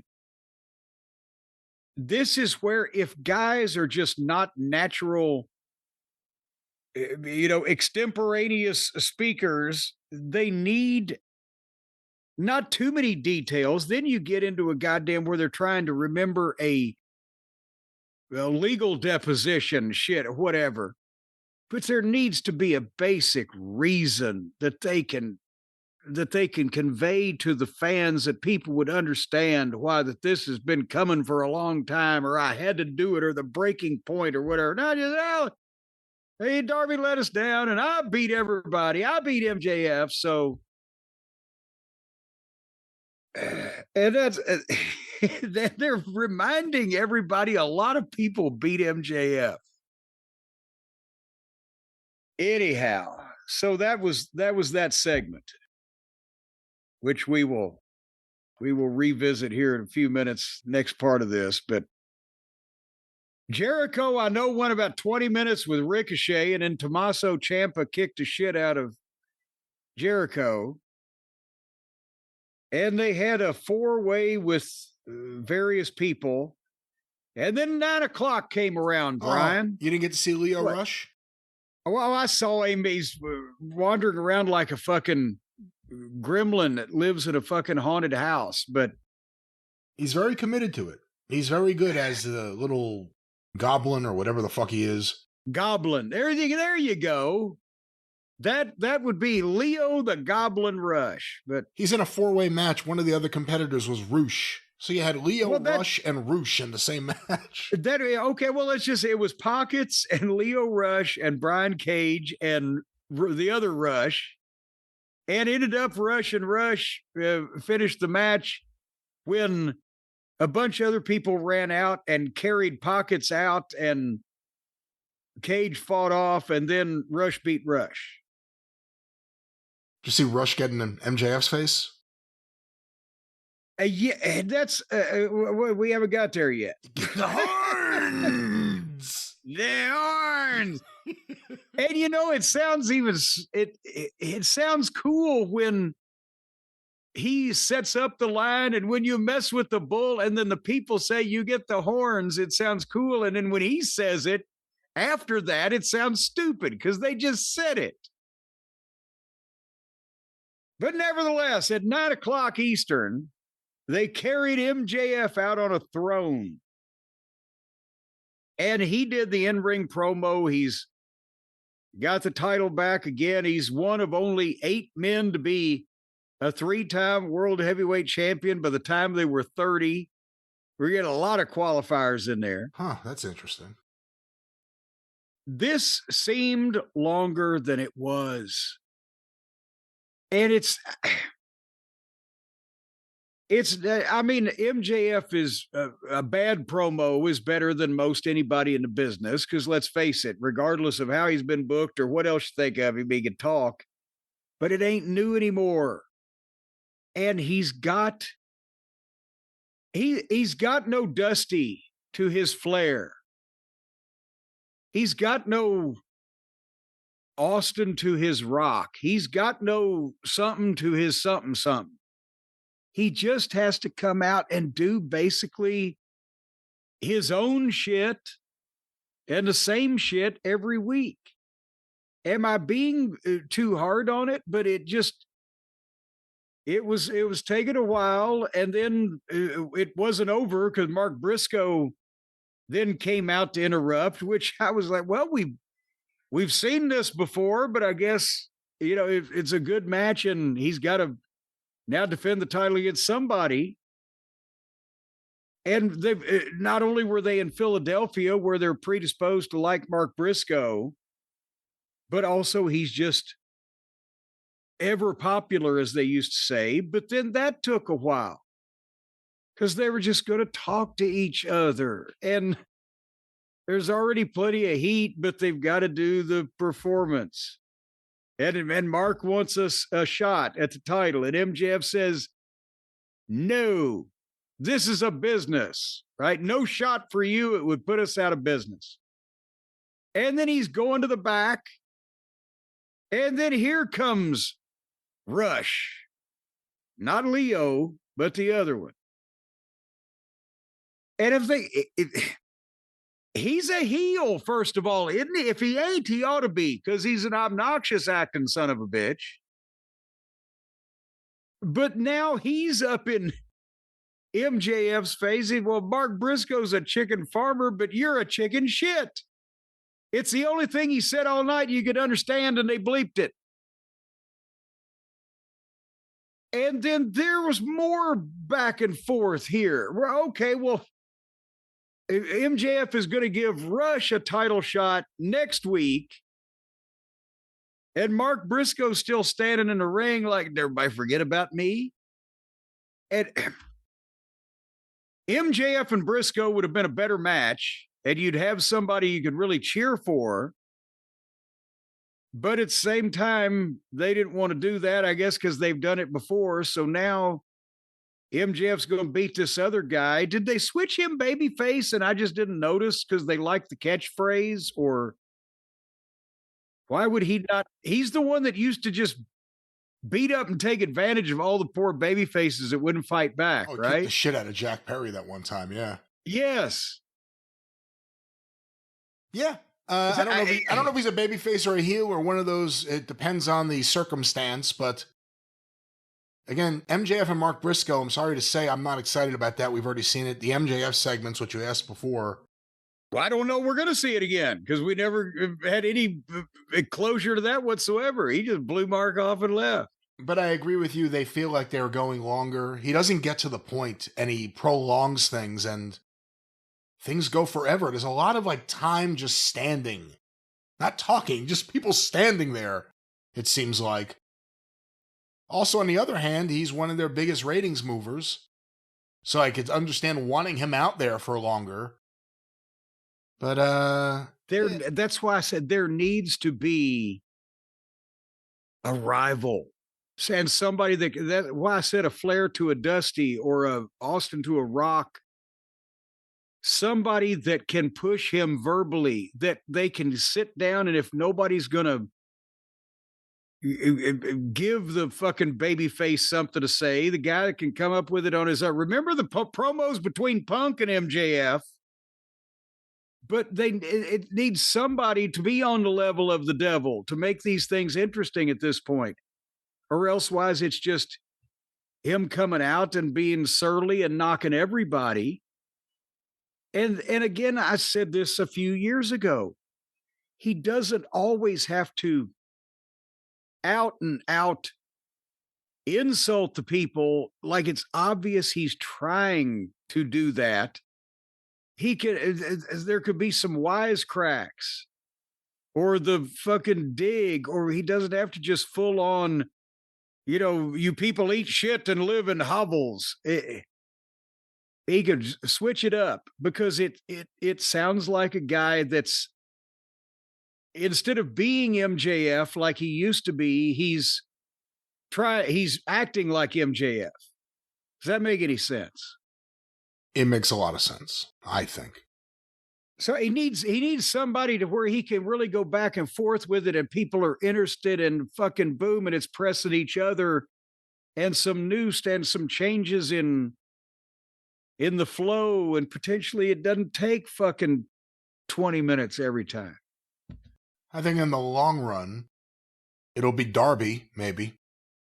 I'm not saying it'll be the promo battle back and forth, but in terms of having that steady opponent year after year who could always be there, there's always a story that's never over.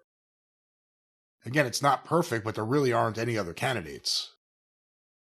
Well, speaking of candidates in this program, there weren't a lot of others because they had Claudio and Brody King, the Owen Hart tournament, that prestigious thing is going on. And then one more thing I wanted to talk about, because that was it with Osprey and anything involving MJF, but Edge and Christian came out for a promo in the ring, and Brian proved me wrong here.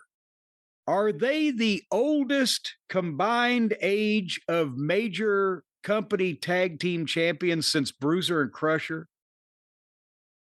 I'd have to go through the AWA tag team because it would definitely be from the AWA. It had to be in the AWA. They got Medicare in the AWA before they retired. But what is the combined age? 107? Yeah, they may be. And I'm I'm glad Flair and Piper. Didn't Flair and Piper get a run with the WWF tag team titles in like the early 2000s when they were both at least in their late 50s?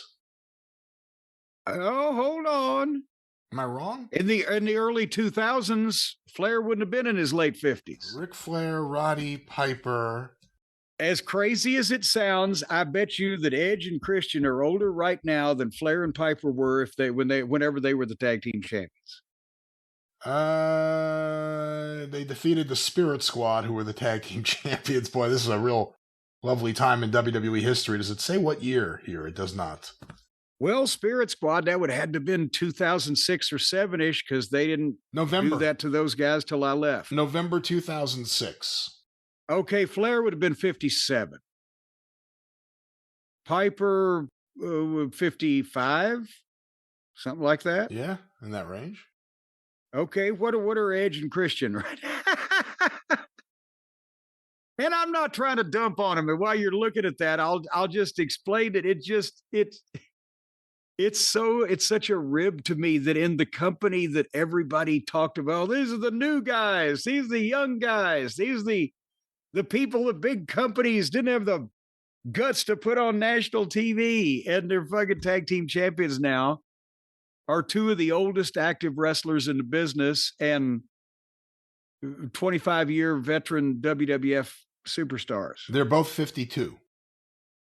Okay, so close. 104 instead of 109 or whatever. Well, there you go. But Bruiser and Crusher were younger. Anyway, they're doing the deal where Cage tries to act like a heel and Edge tries to keep him from doing it. And they did the thing where Edge got a big bag and dumped out a sack of disposable cameras. I don't know where they got those. Was that some kind of Storage Wars find? And to do the 5-second pose for flash photography or whatever they used to do. But after Edge blew himself up running around giving the cameras out, Finlay and Chuck Connors ran in from behind and beat him up with a shillelagh. And then just kept beating him and just gave him this move and that thing. And nobody bothered to help. No referees came out.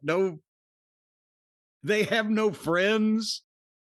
A long way from Asheville, I guess. And then they posed for pictures over the heels or the baby faces' prone dead bodies with the disposable cameras. That's the tag team title scene over there. Oh, yeah, it is. But at least they still have the greatest matches ever seen in the history of more times than Nick Gula said, this is the greatest card I've ever signed. That's how many great matches they have in AEW, according to Uncle Dave and many of those people. And you even, Brian, you're breaking down. But you didn't actually say, you just said it was the best AEW pay-per-view they ever did. Of course, now that's like telling, fucking Zsa Zsa Gabor that's the best English she ever spoke. It still might not be too clear. But Uncle Dave loved the pay-per-view matches, didn't he? He loved it, darling.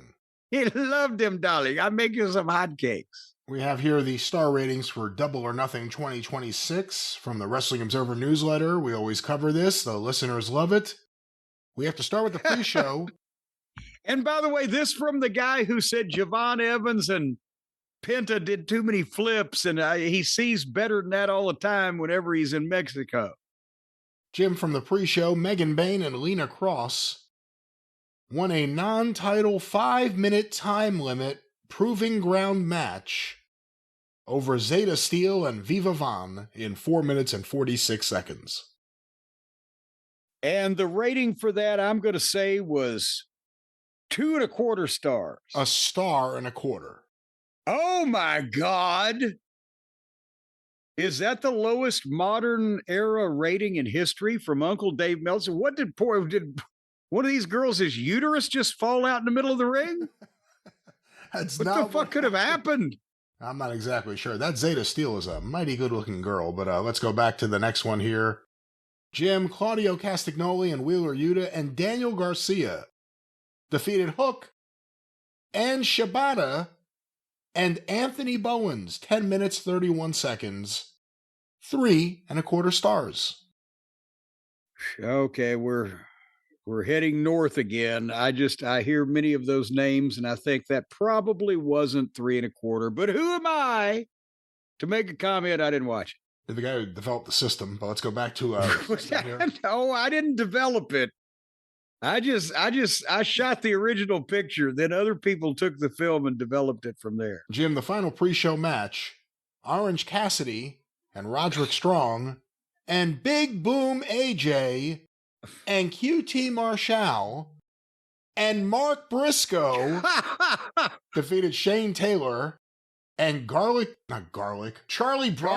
It's across the thing over here. I thought it said garlic. It says Charlie Bravo. Well, he wrote Carly. He left out the H. Shane Taylor, Carly Bravo, Sean Dean, and Anthony Ogogo, wow. And Lee Moriarty, 6 minutes. I know he's still paying all these people. 2-star match. Good Lord. So 3.25 to the other thing, but that thing, okay, that must have been pretty much a scrambled eggs type situation too. Jim, in an I Quit street fight for the tag team titles, Adam Copeland and Christian Cage defeated FTR, 19 minutes, 36 seconds. And a flaming table. And 5 stars. Oh, good Lord. All right. Wait a minute. I know you don't know the answer to this question, but I would be willing to bet that this is one of the only 5-star matches that Edge have ever gotten, if this is not the first one, would have happened in AEW when he's in his 50s. Oh, I would be very interested if somebody who knows about these things or could do this research. Has Edge ever had a 5-star, or Christian for that matter? Edge or Christian in their 40-year careers ever had a 5-star match in the WWF facing the biggest stars in the history of the business? Or now in their early 50s, because it's on an AEW pay-per-view, do they get 5 stars? And by the way, in my eyes, they didn't. I don't think this is a 5-star match in any stretch of the word. No way. No way. Jim, Konosuke Takeshita defeated Kazuchika Okada to win the international title, 19 minutes, 1 second. 1 second longer than the tag match. 5-star match. Oh, Christ. I'll agree with Dave on this. This was really good. You're going to tell me that Okada was in something as good as Flair and Steamboat and Michaels and Undertaker and all those people at the peak of their powers? No, I'm trying not to think of the other good things I like to compare it against. I'm trying to look at it in a vacuum, just on its own, and pretend nothing else in wrestling history exists so that I can enjoy it properly. Does that make sense? No. Jim, the next match, Athena defeated Mina Shirakawa in the first round of the Owen Hart Cup, 10 minutes, 46 seconds. 3-star match. Sure. Just the path of least resistance, right down the middle. Jon Moxley defeated Kyle O'Reilly to retain the Continental title, 18 minutes, 44 seconds. Wow. 4.5 stars. Now, again, I have a Moxley rule, but didn't you tell me that you actually watched this and people were either sleeping or praying during much of it. See, I wonder what the thought process is. I think it gets boring, and usually that's right around the time the fans aren't reacting, but I guess you could argue that they're so entranced with Jon Moxley's Gracie gimmick, or whatever it is that you called it the other day. Han Gracie, we'll call him. Maybe because of that, they like watching him do that stuff. I think his matches are so bad. The layout is so bad. And he got the big win over the guy who beat him by using his own move. And then that caused him to shake hands. Jim, He was so scared. Oh, don't do that to me again. Here, all's forgiven. Will Ospreay defeated Samoa Joe first round of the Owen Hart tournament, 13 minutes 51 seconds.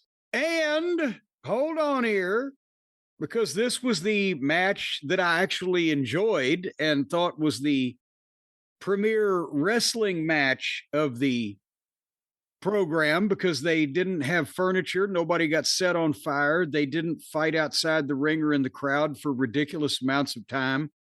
And they were serious and not doing stupid juvenile comedy. So Dave gave it, well, I would say 2 stars, except he don't want to hurt Ospreay's feelings. So he gave it 3. 4.5 stars. Okay. I'm sorry. I apologize. He's a bigger fan of Ospreay than I thought. Jim Swerve Strickland defeated Bandito first round of the Owen Hart Cup tournament, 15 minutes 28 seconds. 4.75 stars. Okay, but these guys have to be better. Almost 5. 4.75. Tekla retained the AEW Women's title in a 4-way over Jamie Hayter, Chris Statlander, and Hikaru Shida, who stinks, in 13 minutes 59 seconds. You used to yell at me for saying that back when I said every week she tries to jump off that stupid chair. Wasn't she the one jumping off the stupid chair? I don't know, but she's not good. I'm sorry she isn't, but she also got a 3.25 star rating for this match. Oh, geez. Well, that must have stunk, because that's the first time he's dipped below 4.5 since the thing started. Jim, in a Stadium Stampede match, Chris Jericho and the Young Bucks and Jack Perry and Kenny Omega and Bobby Lashley and Shelton Benjamin defeated Ricochet, Toa Leona, Bishop Khan, Clark Connors, David Finlay, Mark Davis, and Andrade, 31 minutes, 11 seconds, 4.75 stars. Okay. Okay. At this point, now he wants it to be a self-fulfilling prophecy that it's the greatest pay-per-view of all time, so every match is rated. How can you even look at something like what that was and then say, look at something like Joe and Ospreay and say these things were equally as good as each other? Well, what Dave wrote here, this was just craziness. It was too many people and so much to keep up with, but in the end, it was a great spectacle. And Jim, the final. You wouldn't believe the way the fucking projectile diarrhea blew out at all angles from his asshole. And Jim, finally, MJF won the AEW World Championship from Darby Allin, 24 minutes, 1 second, title versus hair match. Well, that's got to be 5 stars. 4.75 stars. Oh, good Lord. All right. So, okay, was MJF and Darby or Okada and Take the better match? Ooh, I'm actually going to go with Okada and Takeshita because MJF... Oh, God, you've become one of them. You've inhaled a space MJF and Darby, there was too much shit on the floor where they just looked the other way. At least Okada and Takeshita was just in the ring. They were wrestling. I liked it better, I think. Okada was breathing. Okada put in an effort. I saw a drop of sweat on his forehead somewhere. Manifest itself on his head. Well, then, okay, in that case, then I like him even less, because if he's actually been capable all this time and he's just been tanking it. So he can't win. And he's just a lazy fucking ass stealing his paycheck. He shouldn't have outed himself as being able to still go. But I do think MJF and Darby was better than Cope and Cage versus FTR, which was the other 5-star match. Well, they got a half a star for Barbecue and Stokely. But those were Dave Meltzer's views or his ratings of AEW Double or Nothing. Of course, he did not think Javon and Penta was all that special because he watches so much great wrestling all day, multiple times a day. But this show really hit a home run still, notwithstanding all those facts. You know what the thing is, Brian? Here's the problem. I've just seen what Dave's issue is. He does nothing but sit there and watch wrestling all day. He never goes to bed. He never goes to sleep. He never recharges his brain. That's why his brain is so fried, because it's just been working nonstop in some fashion for 45 years. Dave needs to be in a medically induced coma for about a month or so. Let's not say that. That's maybe a step too far, Jim. Well, because he's lost so much sleep. That's the thing, is he's got a long way to go to catch up now. It'll take him longer than he's going to live to do it naturally. I think he hit him with the propofol for about 30 days, and he'll be right as rain. But folks, don't be like Dave. Don't let your sleep go. Don't get so far behind that they need to call Dr. Conrad Murray to give you a real good nap. You just catch up with it every night like nature intended. You just got to have the right thing to sleep on. You don't want to be out there laying in an alley, sleeping on rusty coffee cans. You don't want to be whining with kings and dining with queens and sleeping in the alley on cold pork and beans like Dusty used to do. You want to go to bed on just a cloud, just a soft surface that you can float away to never land in. Propofol free, might I add, because that'll cost you extra if you use the propofol. They have that on the website. Oh, but God it's a damn it. code No, word. they don't. Can we get to the product before you start listing things they don't have? No, they don't have Well, that. I'm just And no, trying to tell you. use that, ladies and gentlemen, unless you're No, you in a don't need it doctor's care. anymore. Because, well, and Dr. Murray's a book, legitimate doctor in a legitimate medical facility.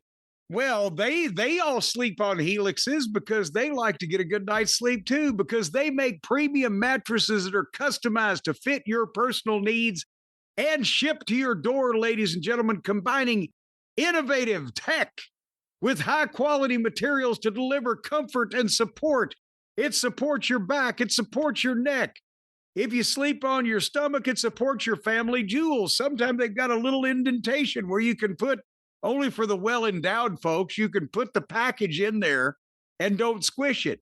Helix offers 20 plus unique mattresses to choose from, soft, medium, firm, all kinds of hybrid designs. All you got to do is go to helixsleep.com right now, HELIX sleep.com, and you can see everything. That you can take the test, and they just ask you, do you like to sleep this way or that way? Possibly a list of the last 6 or 8 people you've slept with. They can get some type of references from. They won't be getting references from. They won't be requesting any of this information. They'll only call during business hours. They won't call during any hours. And also, if they didn't stay all night, they just came in for a quickie, then you don't have to put them down. But anyway, folks, then no. Free shipping. You can get the free shipping. Your free shipping is yes. Free shipping. And the 120 night sleep trial. That's where you keep it for 120 nights. If you haven't gone to sleep by then, you can send it back and don't have to pay for it. And the limited lifetime warranty, that means that it's a warranty for the rest of your life as long as you're leading a limited life, folks. We can't be greedy. Some kind of fucking 12-year-old bitch going to come in here try to get a lifetime warranty. Don't smoke, don't drink. She'll live to be 97. Fuckers. And you get the Happy with Helix guarantee. Yeah. Where you can rest easy because there's seamless returns and exchanges. Before you return the thing, you just have to rip out all the seams. It makes it easier. Come on. You just said easy, nice, and easy. And send that way. Yes. The easy process should begin here with the spot, not It's Just a telling risk-free customer-first experience. They want to make sure, first of all, you're a customer. If you're not a customer, they don't want to fuck with you. So it's a customer-first experience. And it's designed to ensure that you're completely satisfied with your new mattress, no matter what. Because they're the most awarded mattress brand. You ought to go to the office. They've got them hanging up all over the wall. Right now, folks, if you want to have a good night's sleep on a clean new mattress instead of the dirty grease trap that you've been laying on, then you go to helixsleep.com/JCE. From June 1st to June 11th is the summer savings sale, where you can get 20% off site-wide with that code JCE. helixsleep.com/JCE. 20% off site-wide from June 1st to the 11th. It's summer. You're going to sweat more. You need a new mattress. Think how much you have sweat or sweated on the mattress you've got now. It's like sleeping on a mildewed sponge. People, set fire to that thing. Put it out in the backyard first. Don't set fire to it in your home. And then go to helixsleep.com/JCE. 20% off. We love them. You will too. Helix Sleep. All righty, Brian. I got an email from one of the Cult of Cornette listeners that I thought might provocate some scintillating conversation amongst us, because this is right down our alley. He went and he looked up the different schedules for March 1987, the time of WrestleMania 3, right? For the different champions: Hulk Hogan, the WWF champion; Nick Bockwinkel, the AWA champion; Ric Flair, the NWA champion. As he says, 3 different champions with 3 distinct schedules. And at the top of this, I have to say, he said he went to the Cage Match site. Now, I hate to impugn the integrity of Cage Match, but this isn't complete in all forms, because I have records that would indicate that they didn't count TV tapings for Flair. He might have wrestled, he might have just spoken, but there's no way to tell, because he appeared there, but they don't have it on Cage Match. So they may not be complete.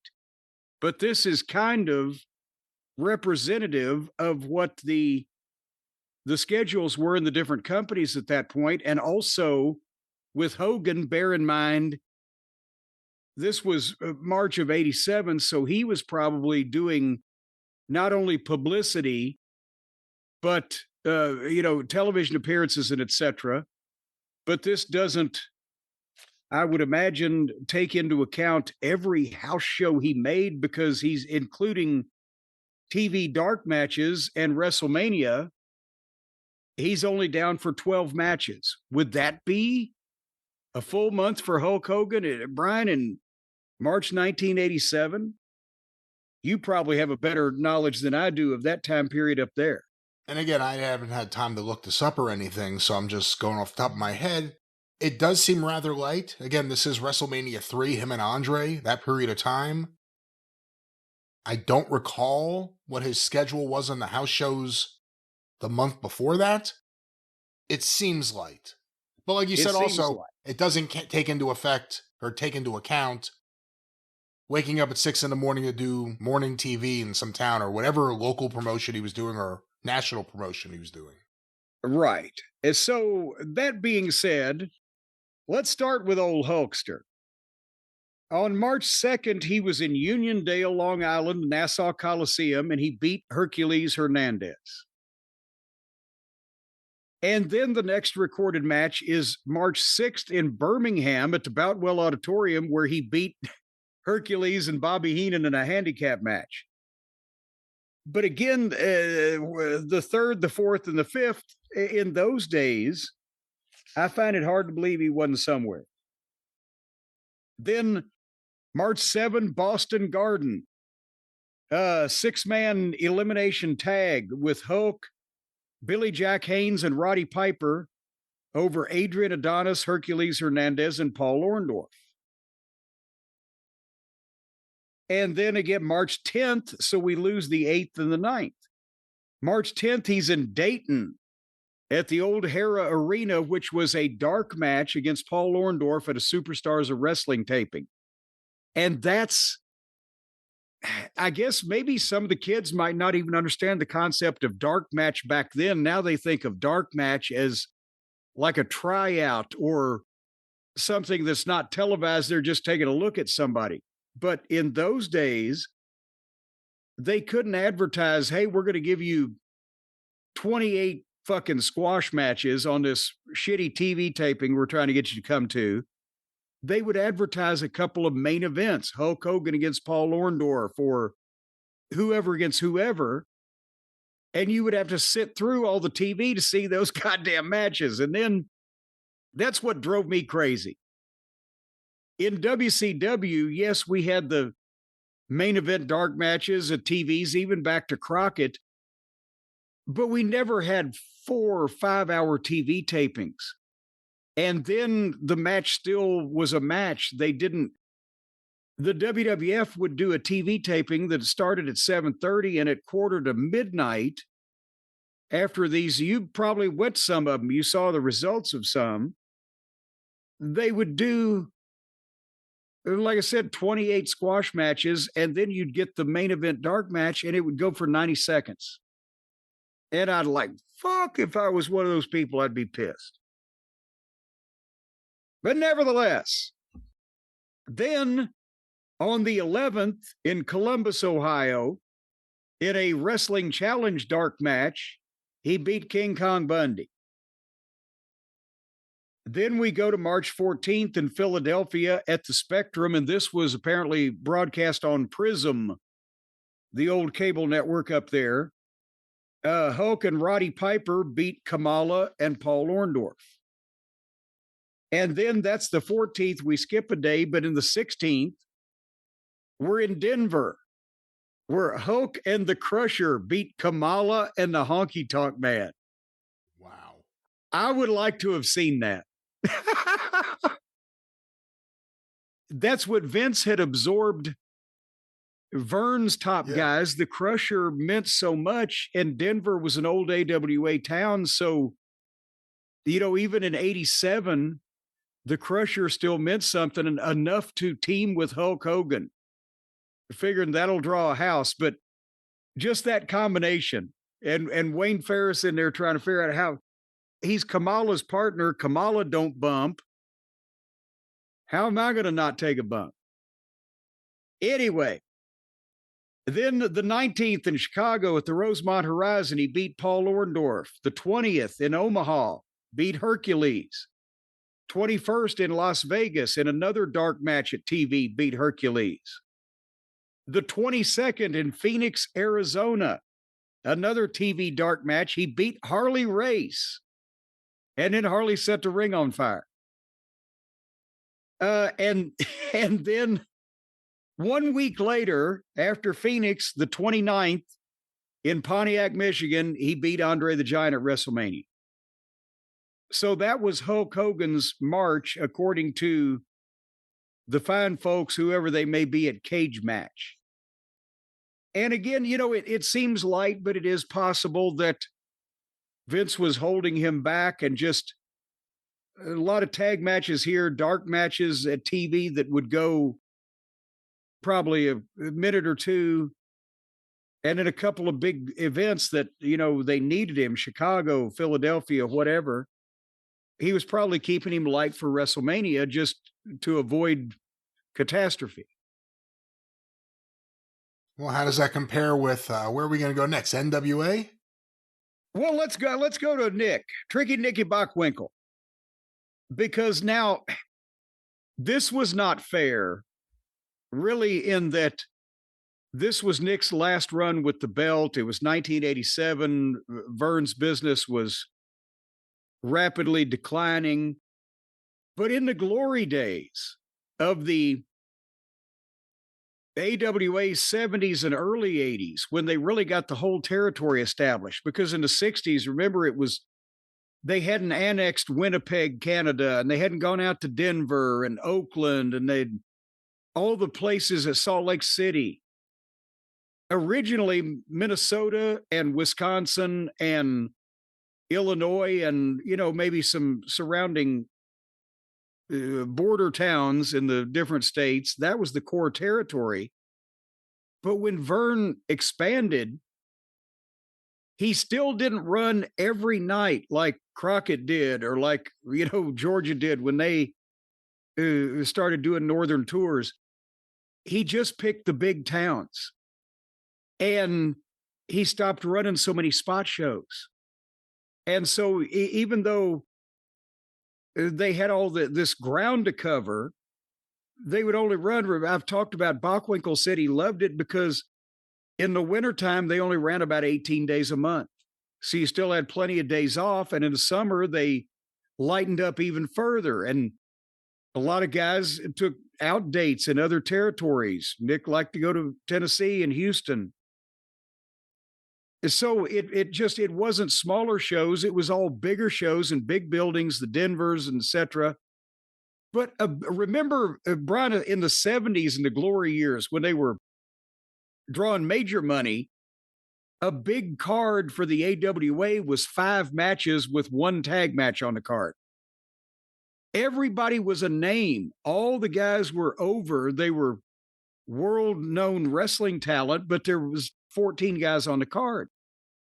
So they could either take you've heard the private plane stories with Mad Dog Vachon or whatever, or they could take commercial flights, and they didn't have huge transportation bills. So anyway, it was a lighter schedule to begin with, but then by 87, unfortunately, it's sad when you read this. March 1st, they were in Minneapolis at the Minneapolis Auditorium. It wasn't even, like the St. Paul Civic Center anymore for the big show. And it was Nick and Greg Gagne and Ray Stevens losing by disqualification to Zbyszko, Saito, and the Super Ninja, who was Shunji Nakano, possibly Bull's brother. By the way, Nick's 53 here. Yeah. And it was still one of the best workers I've ever seen in the business over 50 years of age. And actually, when he was over 50, he was one of the better workers of guys who were in their 30s. And then on March 2nd, as I mentioned, because he liked to take out dates, he was still the AWA title was what was being recognized in Memphis at that point. And he went to Memphis on the 2nd and beat Soul Train Jones, who would later become Virgil. But they were giving him a push as a big babyface at the time there in Memphis. On March 7th at the Las Vegas Showboat Pavilion, he beat Kurt Hennig by disqualification. And that's where they were doing their TV tapings for ESPN at that point. And I don't know whether it was a TV taping or just a house show, but then you go from March 7th to March 21st.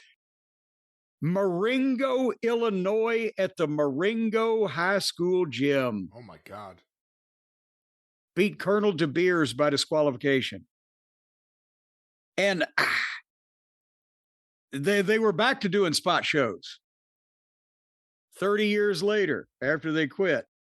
On March 22nd, he was in Denver with Greg Gagne and Ray Stevens. They beat Zbyszko, Ryuma Go, and the Super Ninja. On March 27th in Milwaukee, he did a double countout with Kurt Hennig. On March 28th in Wausau, Wisconsin, he and Ray Stevens lost to Larry Zbyszko and the Super Ninja. Wausau was the town. I'm sure it was a different place, but that was the town that was right outside Milwaukee that MLW did a TV taping in several years ago. I was there, and it had to be a high school or something or other. And then his last date, March 29th in Rockford, Illinois, at the Boylan Catholic High School. He and Ray Stevens beat Zbyszko and the Super Ninja. It wouldn't have been that way That would not have been the schedule if for the AWA champion 5 years previously, 10, 15 years. But that's where they were at that point. Babyface Bockwinkel at the end. Yeah. It's sad that I love spot shows, and I've just praised them, many times, and there's nothing wrong with them. But when you went from the schedule that they had and the big buildings and the Chicagos and the Minneapolises and Winnipegs and et cetera, and Denvers and Salt Lakes, and you're at the Catholic high school in Rockford. It's, anyway. But now we come to the main event, Ric Flair's schedule for March 1987. And I'm able to go back with my Midnight Express scrapbook and see, a little bit more information on a couple of these things. But he started off March the 1st in Richmond, Virginia. Richmond Coliseum, that was a Sunday because we did 2 shots. Richmond was 2:00 in the afternoon. And he beat Barry Windham there in front of a $77,000 house. And then that night, we took Crockett's Plane for an 8:00 show at the Omni in Atlanta, where he also beat Barry Windham. And the house in Atlanta was $52,000. So at that time, that's when things were just starting to get a little funky, and Atlanta was not doing well. Richmond did better than Atlanta. During that period of time when Ric Flair was working with Barry Windham, what's the shortest length of match they would have had? I mean, I never thought to sit out there with my watch, but I don't, on a house show in a major town like Atlanta or Richmond, I can't imagine them going less than 20. But see, that's a thing. This was not unusual, as you will see later on. The double shots in the big houses or the big cities for Crockett, he did these all the fucking time. But anyway, that was March 1st. And then Cage Match has nothing until March 6th when he went to Japan for Baba. However, on March the 2nd, we were in Greenville, South Carolina. And I know that this was a period of time where Crockett was running more than one town a night. But we were in Spartanburg for TV on the 3rd, and ain't no way that Flair missed the TV, and you could get from Spartanburg to Japan in 3 days. So I have a feeling that, again, there's TV tapings that he was at that is not listed here. And then this was he went to Japan from the 6th through the 12th. In Akita, he beat Yoshiaki Yatsu.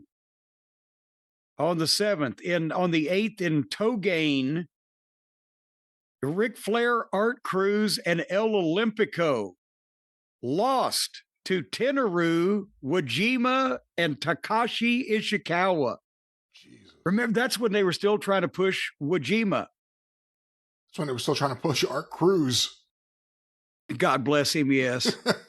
On March 9th in Takasaki, Ric Flair beat Tiger Mask. That was the Misawa version of Tiger Mask.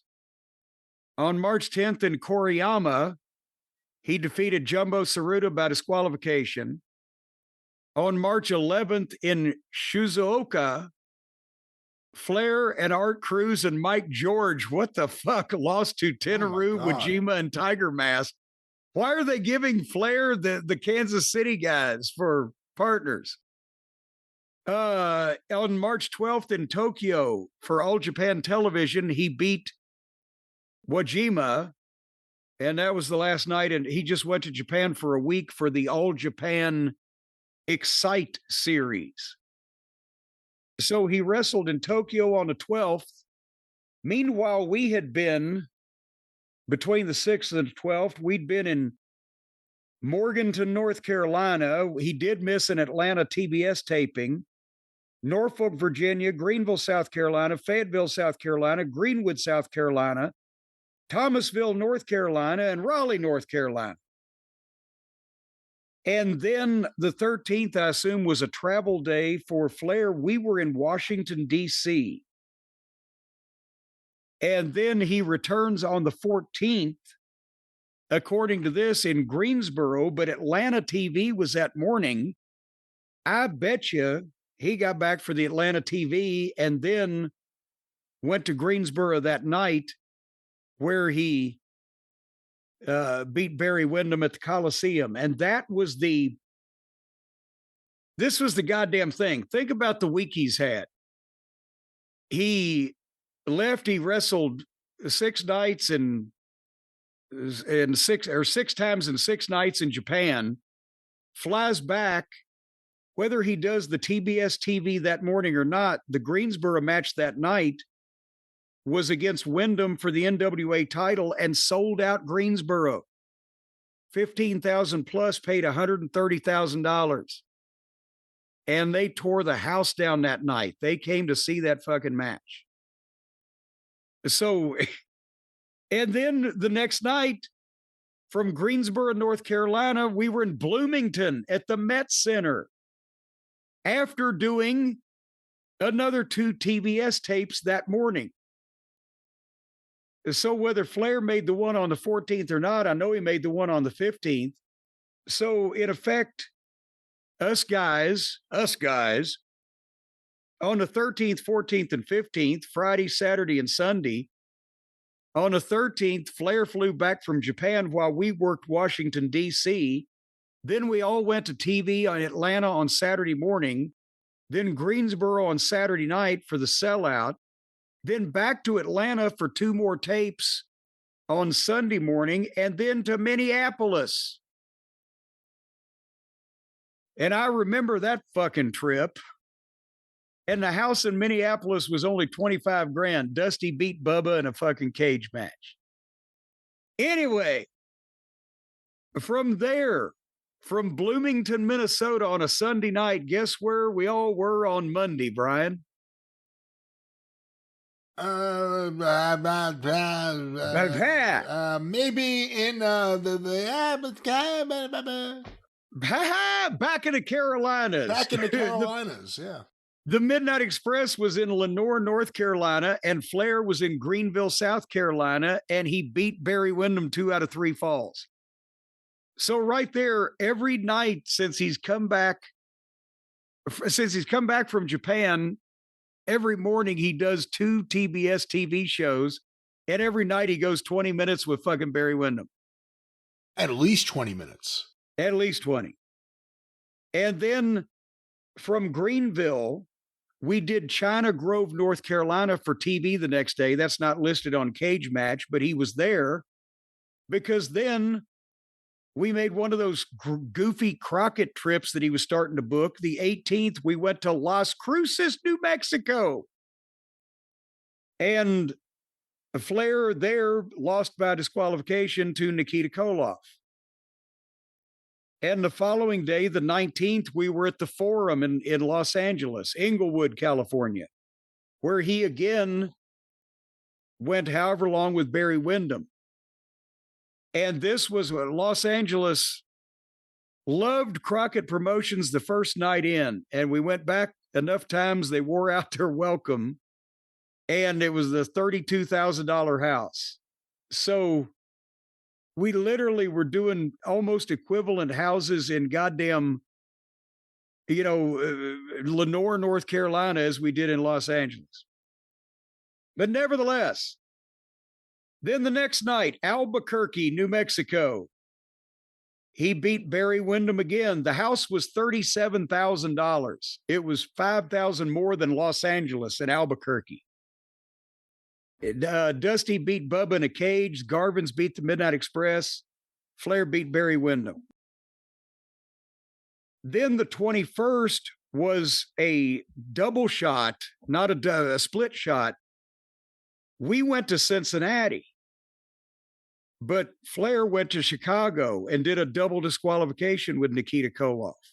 So Crockett ran both those towns same night. Then on the 22nd, and this is where, again, Cage Match has him in Waco losing by disqualification to Nikita while we were in Houston. And I don't know why the fuck that they ran split cards in Houston and in Waco when everybody had to go to Texas to begin with. But guess, I don't know how Waco did, but guess what Houston did, Brian? I don't know. In the Summit, the big building, the NBA building, $15,000. That was barely over 1,000 people. It's the worst house I ever saw in Houston. Anyway, then following that up, let's see, that's why the next match they have for Flair after the 22nd in Waco is the 25th in San Francisco. But we were back in the Carolinas for a couple of days at that point. I don't know if they just gave him time off to rest. But then the 25th in San Francisco, that was the night or the day that we went to the airport and Dennis Condrey didn't meet us. Because we had been in Lincoln, North Carolina the night before. And said, well, we'll see you in the morning. And we didn't see him again for a year and a half. But that night in San Francisco, we did a $32,000 house. Flair lost by disqualification to Nikita Koloff. And then my records say we were in Amarillo the next day, but Cage Match has Flair off. I don't know why they would have sent him all the way to San Francisco and not picked up Amarillo on the way back, because I believe that's when Crockett had his jet. But nevertheless, we finished the month. March 27th in the Atlanta Omni, he defeated Brad Armstrong. The other town was Norfolk, Virginia, that we were in that night. Then everybody did Atlanta TV on the morning of the 28th and then flew back to Philadelphia to the Civic Center where he beat Brad again. Then we all came back to North Carolina and he beat Brad in Asheville, North Carolina at 2:00 and beat Barry Windham on the 29th in Charlotte at 8:00.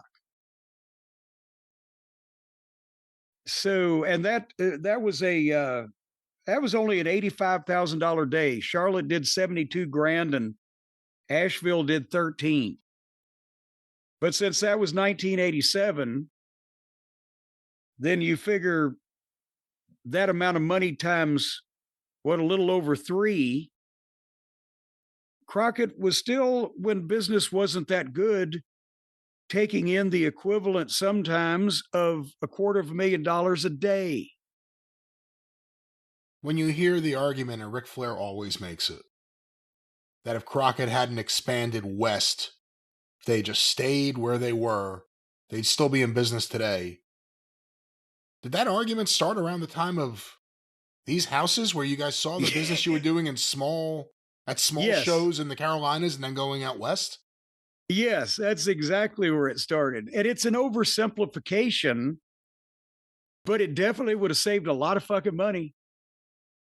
And that was the problem when they started expanding to these places. The first time in would usually do well, but then you're fighting the incumbent in a lot of places, whether the incumbent was Vince, who had already got a foothold, or your TV hadn't been on that long, or whatever the fuck, a bad local promotion. You can't just expand everywhere all at once. And the farther we went to the west, or the farther we went in the Northeast, there was diminishing returns. Whereas the South, the Midwest, obviously the middle part of the country, Texas, etc., and even the Torontos of the world could have been just fine. But, Las Cruces, New Mexico wasn't going to fucking make it. And they didn't give a shit in Los Angeles. But we'd go to Richmond, Virginia and do 2 or 3 times the house, you'd do in Los Angeles, California. And as far as Flair goes, that's a rather light month for him as NWA champion, actually. Yes, that's what I'm saying. If the Japanese trip hadn't come in, he wouldn't have had 2 or 3 of those days off because he wouldn't have needed travel days. There were days literally in the months where Flair never had a day off. Well, like I've talked about, we didn't either. But I mean, in some cases, it was not only just in the Crockett territory, but around the country in the early days where he'd be back and forth. There was one night I swear to God, it was a Wednesday night, and some way or another, he'd been booked in the main event for defend the title in Raleigh, North Carolina, and in Tampa. One was an 8 o'clock bell time, and one was an 8:30 bell time. He made both of them. He went on, and it was a fucking continuing rib in Raleigh that night. Because he got there, they had a private plane at the airport already because they didn't want to no-show the world champion in either town, right? And this was after Eddie Graham had died, but still, Crockett didn't want to do that to the Florida office before he even bought it. So they had a private plane at the airport. They rang the bell in Raleigh. They put the first match on. Then they put Flair and whoever he was working with on second. He fucking finished that match. He didn't even change. He went straight to the back door, grabbed his bag, got in the car, went to the fucking airport, got in the private plane. In Tampa, they were not only putting the matches in, but having them go longer to stretch it. And some way or another, he got there and without ever even taking his tights off, and they shot him straight into the fucking ring, and he main evented with whoever the fuck he was supposed to work with and defended the title there. So however far it is from Raleigh, North Carolina to Tampa or whatever town it was in the Florida territory, if it wasn't Tampa, an 8 o'clock bell time on one and 8:30 on the other, he made both of them. And again, just a few years earlier, before the NWA title was completely controlled by Jim Crockett, his schedule would have been crazier. Yeah. So anyway, that's what it was in the old days, Brian, back when the business was a business. But now it's a fantasy camp. People can just come in and get paid whether they draw, get paid whether they show up, get paid whether they know how to do this or not. What a business. And the only thing that could be better than that is if you had your own business where they paid you to be incompetent. And folks, I'll tell you what, if you're a real fuck up, but you've got even the glimmer of one good idea and you're willing to lift one finger to help, Shopify can change your life. Because Shopify changed the life of that kid on the bicycle. Used to, he was just delivering papers around in a circle.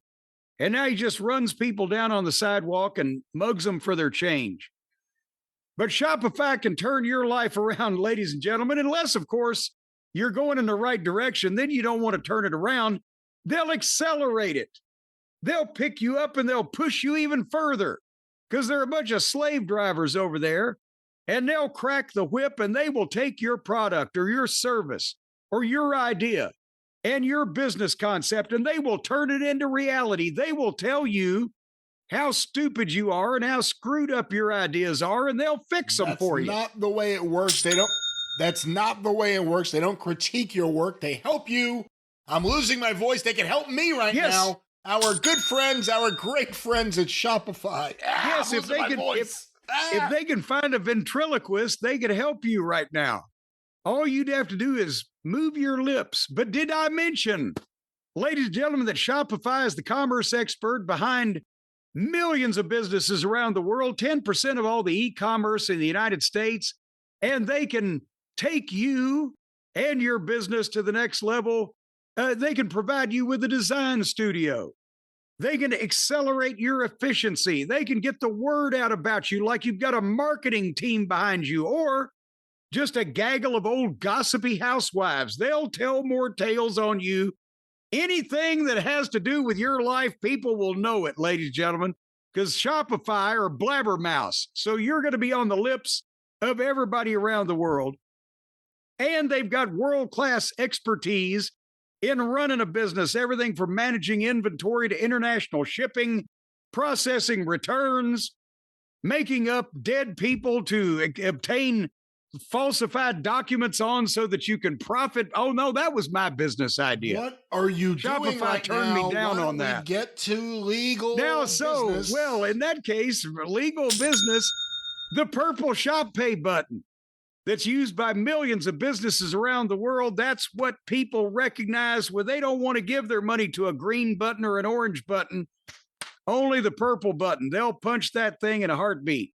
And right now, folks, you can turn your what ifs into realities. You can turn your what ifs into what it is by going for your $1 a month trial period today at shopify.com/JCE. If you just go to shopify.com, they'll show you everything they can do for you. They'll tell you everything they can do for you. And when you give them $1, just the lowly sum of 100 pennies with the code JCE, they'll do all those things for you for 1 month. And then you'll like it, and then they'll take it away from you. And then, boy, They're not going to take any. What are you saying? They're well, not it's gonna only take anything away $1 a from you. month. So after your month, well, then you're going to have to come back for more, baby. Ladies and Come back for more. ladies and gentlemen, you will enjoy your partnership with Shopify. They are there for you when you need more for your business, and when your business needs more. More. bottom That's all. line. You're only worried about yourself. Don't you think Shopify gets tired of hearing from everybody? We want more. More. Well, you can get more with Shopify. $1 a month trial period today.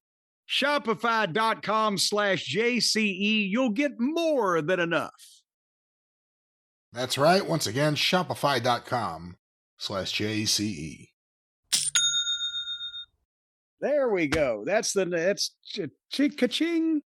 Before we leave today, I've been cleaning up the office, Brian. I mentioned this to you.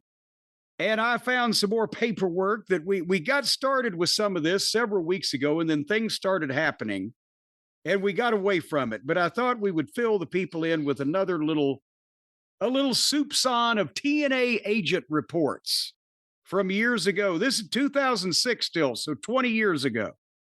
My, how some things haven't changed. But I solved something that we didn't know the answer to. Brad, remember when I said I was reading the agent report from the 2-hour primetime debut of TNA? And my date said it was 2006, but everybody said, oh, they didn't start 2 hours till 2007. Do you know what the solution to that was? It was a special primetime showing? You are correct, sir. The primetime debut, where they moved us from 11 o'clock at night into 9 o'clock, was a 2-hour special. And then it went back to an hour until the following year when they expanded it to 2 hours. So everybody was right. Don't you love it when that happens like that? Anyhow, as you may recall, that started out, I was just telling Jeff Jarrett what I thought of the television program when I started. And innocuous little comments and brief little quips or whatever. And then as things started happening and the news was released that Mr. Russo had been rehired and I wasn't allowed to quit. Instead, Jeff said, well, will you be an agent, producer, whatever they were calling him those days? All right. So then I started giving actual agent reports.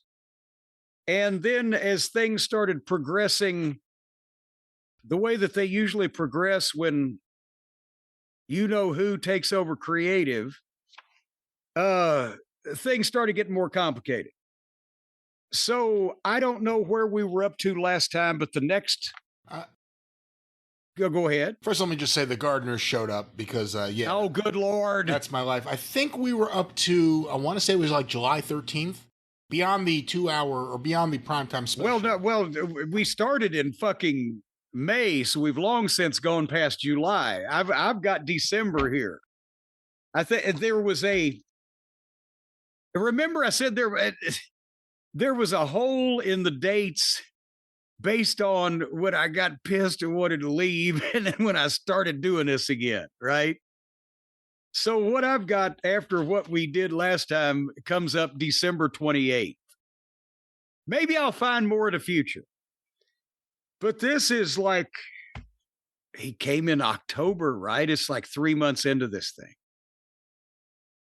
So they did on TNA Impact for December 28, 2006, they did an opening where they recapped LAX, the Latin American Exchange, and Santa Runt. Spike Dudley was there as Runt, but he was in a Santa Claus outfit, and Joe and Angle were involved.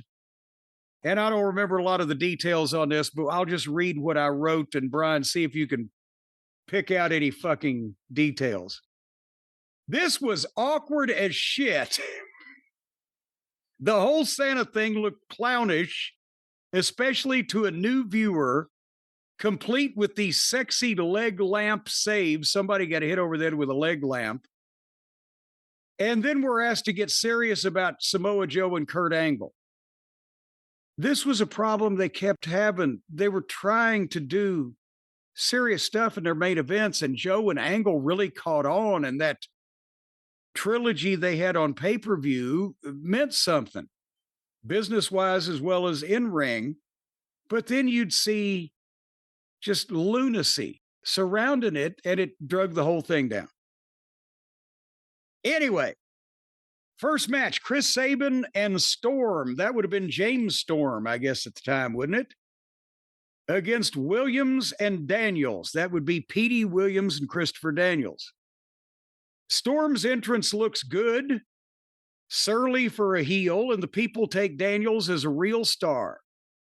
The other two don't look tough, in quotation marks. Sabin and Williams tried to work a little too pretty as well. Nice action on comeback and great finish, except the referee saw the chair laying in the ring, left it there, and then was off camera for the chair shot. So while Don West said he didn't see it, for the viewer, it looked impossible for the referee not to have seen it. Jerry Lynn's comeback on Sabin and Daniels was the best thing in the segment. Then we have a bumper. Brian, do you remember when Samoa Joe got a girlfriend? No, actually, I don't. Well, you don't, because it only lasted for like 2 weeks. They announced, or didn't even announce, but just you see Samoa Joe in a bumper with his girlfriend. And I wrote, this whole girl thing was so sudden and left field, getting ankle locked the same show we find out she exists, that it was pretty much useless. Samoa Joe, for the first time ever, shows up with his girlfriend and she gets ankle locked an hour later, right? So anyway, segment 2, Letitia with Samoa Joe. Remember Letitia, the interviewer? Yeah, I do. Yeah, she was at a serious car wreck with the guy from American Pickers. Because he was based, I guess, at a store in Nashville. And she was some kind of actress or whatever in Nashville. And they picked her up to be the girl interviewer, Letitia Klein. Hopefully she's recovered from her accident she had recently. Nevertheless, Letitia with Samoa Joe, apart from having a pissed off Samoan shooter being interviewed by a half-naked bad actress, Joe did a great job with this. He was making serious points about the pay-per-view main event, and I was looking at her tits. Which they couldn't understand. This was, again, Russo's got to have all the women either scantily clad, calling each other sluts, or were shooting on location in the women's bathroom. You've got this badass Samoan guy having an issue with an Olympic gold medalist, one of the biggest stars of wrestling, but he has to be standing there next to this, flunk D actress in Barely Clothed.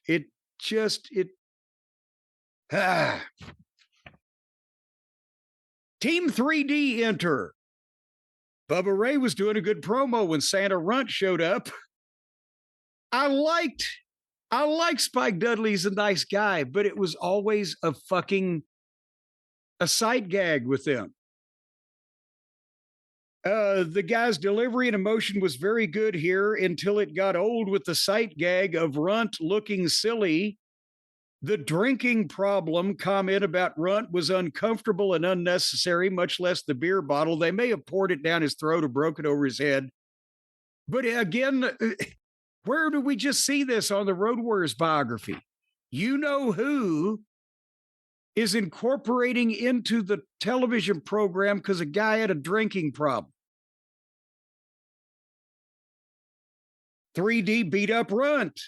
LAX in for heat. 3D quick comeback. Security pull apart. Quick and confusing. Segment 3, up with Runt, clearing ring of Hernandez and security with a chair. Bad to have a top heel selling for this shit. Devalues chair shots, no upside. Then all put Homicide on a table and powerbomb their own man through all of it. Stunt show, preposterous, indie bump stuff. Buried LAX and was rushed because it was so bloody long live it had to be heavily edited because they couldn't stick to their times. This is what I was dealing with now. Do you see why I was starting to get grumpy, Brian? Yeah, the reports are definitely getting a lot more entertaining than when you first started out doing them. Letitia with Cage and Tomko. Cage was very good here. Told the story well. Rude entrance. He looks great, but where is Ms. Brooks? Backstage shoving Eric Young into the men's room. To me, this is more silly than funny and does nothing to make either Rude or Young into bigger players. Men's room comedy. Then we have Lance Hoyt. Lance Archer was Lance Hoyt back then. Remember him? How could anyone ever forget the biggest man you've ever seen with a tramp stamp? Well, it was Lance Hoyt versus Bobby Roode. They had Ron the Truth killings on color, which overshadowed and ignored his partner's by the book match. Hoyt reminds me of Brian Lee, and I don't know if that's a good thing, but he has all the tools. He could never just get there, right? Ms. Brooks, I love Tracy Brooks, but Ms. Brooks' interference was stagey. And then Jesus in capital letters. Rude super German suplexes a 6'8" guy off the top rope into mid-ring, and this was not an angle or a hospitalization. Rude wins. Lackluster. I liked Rude, but they were not doing him any favors in this early part of the time. Anyway, we're at segment 5. Abyss and Mitchell enter the arena, and we have a nightstick on a pole match. Sting versus Abyss versus Christian Cage. Because, of course, all of them are noted for their expertise with nightsticks.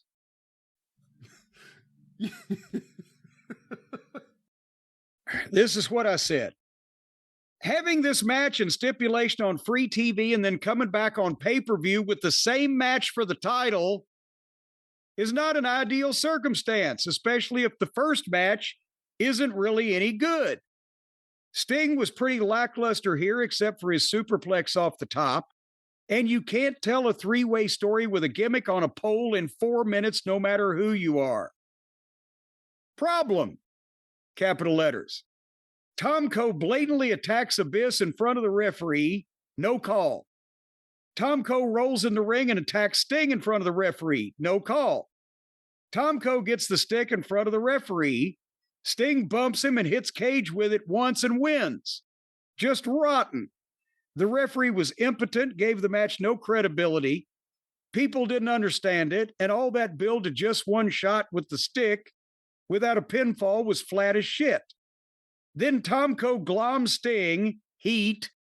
Abyss saves and clears the ring. Sting gives Abyss the stick, and we've used 4 weeks of TV in 8 minutes here. And one more segment, and I'll make a comment. Segment 6 was the 2006 awards package, the end of the year, right? And it was me and Mike Tenay in the ring after the package was very nice. I commented, and we introduced Samoa Joe. And the highlights and inserts earlier were nicely done. And then Joe apparently came out and Angle came out and ankle locked the girl. And I said, Angle using Joe's quote unquote girl, as described earlier, really had no impact, but both these guys did an awesome job. And Joe was very emotional. So this worked to a degree because Angle and Joe were overcoming some of this foolishness, much like guys like Taker, Austin, those guys did a few years before. If you found a really good performer, they didn't really stink as badly as everybody else did. And the bottom of the comment, this was still a six segment, 1 hour program. I said, only 2 matches, need more wrestling. Because it was all this backstage bullshit and gaga. There was stuff that I didn't even, little backstage things I had one word or one line to comment on. But when I started calling attention to the fact that the goddamn matches were out of control, it was burying everybody, the finishes didn't make any sense. That's what Jeff said, well, help basically start fixing them then. So that became the thing where after the fucking production meeting, I'd have to go sit in a corner and, well, how could we do this without looking stupid? And then go back and pitch it. And Jeff would say, oh, yeah, do that. Or if the talent would complain, I would come up with a goddamn alternative that they were happy with. And then I'd go clear it with Jeff. Yeah, okay. And then Shitstain would get pissed because I was changing his shit by popular demand. So it's starting to get a little bit more interesting. We'll do some more coming up now that I've found this stack of paper again. Did Jeff show these to Russo? I don't know. I don't have any idea. It wasn't like I was making a goddamn secret out of it. I just, at this point, I don't think we spoke at all. I think he just sat down and I sat down. It may have been the first 4 or 5 months before I would say, hello, Vince. But I guess the point is, he asked me to make these reports and I made these reports and I either faxed him back in the old days before I had email, faxed him these reports. I don't know who he showed them to, and I don't give a fuck if Russo saw them because this is my fucking opinion. If I can give the guy that owns the company this information, then I don't give a shit if the other guy sees it. But did he even know about it? I'm trying to talk to the horse's head. I don't need to know what the ass is thinking. But did he know about it? Did he know that while he was writing these TVs that he was so proud of, that you were actually asked by Jeff Jarrett to submit notes about the exact product he was writing? Did he know that it was even happening? I don't know. But if agent reports is not a goddamn unusual thing. But do most agents send in reports where they rip apart the TV every time? Only if I was the agent.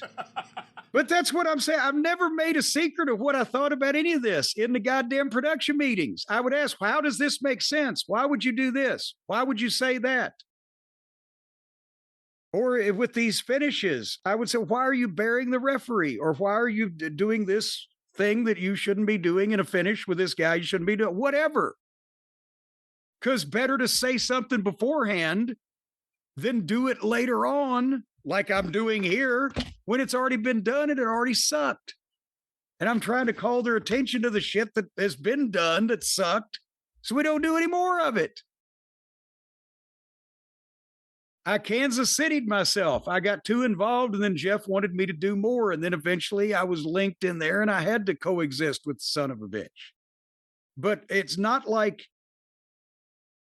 I have never once said to Vince Russo to his face, I think you're great. I like your stuff. I think you book great wrestling. And then gone behind his back and said, "No, this motherfucker, that." No, he's known since the days we sat in Vince's office or in Vince's living room, dining room, at every production meeting we ever had, at every statement I've ever made in his presence or out. I don't have any respect for anything he's ever done in the wrestling business. I think he's a complete imbecile.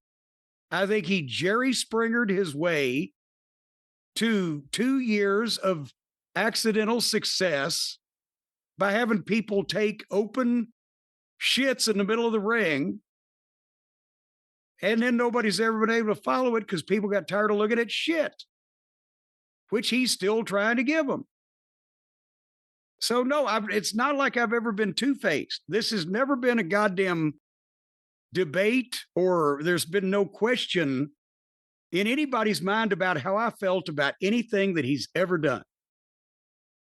Well, there'll be more happiness like this in future TNA reports. Yeah, we're almost after I do the January pay-per-view. I write Jeff a letter. Oh. Just, again, we'll get to that later on. But we've been going a while today. What the hell? Give the people a chance to go out and eat their dinner from Factor and start their company with Shopify and get a good night's sleep on a Helix mattress and then get charged up the following day with a Ridge power bank. There you go. And in the meantime, while you're at it, buy a copy of Heroes and Friends with the money for the Crusade for Children at JimCornette.com in the month of June. And while I'm telling you what to do, come back and listen to the goddamn drive-thru where Brian will try to top this. Oh, yeah, we got Clash in Italy. We also have Mask versus Mask, El Grande Americano versus Richard Reap's best friend. Loser gets deported. More like that, and questions, and who knows what else. Words are I'm done. Goodbye. Words, speaking out loud. Thank you for stopping. Folks, we'll see you next time. Thank you. Fuck you, and bye-bye, everybody.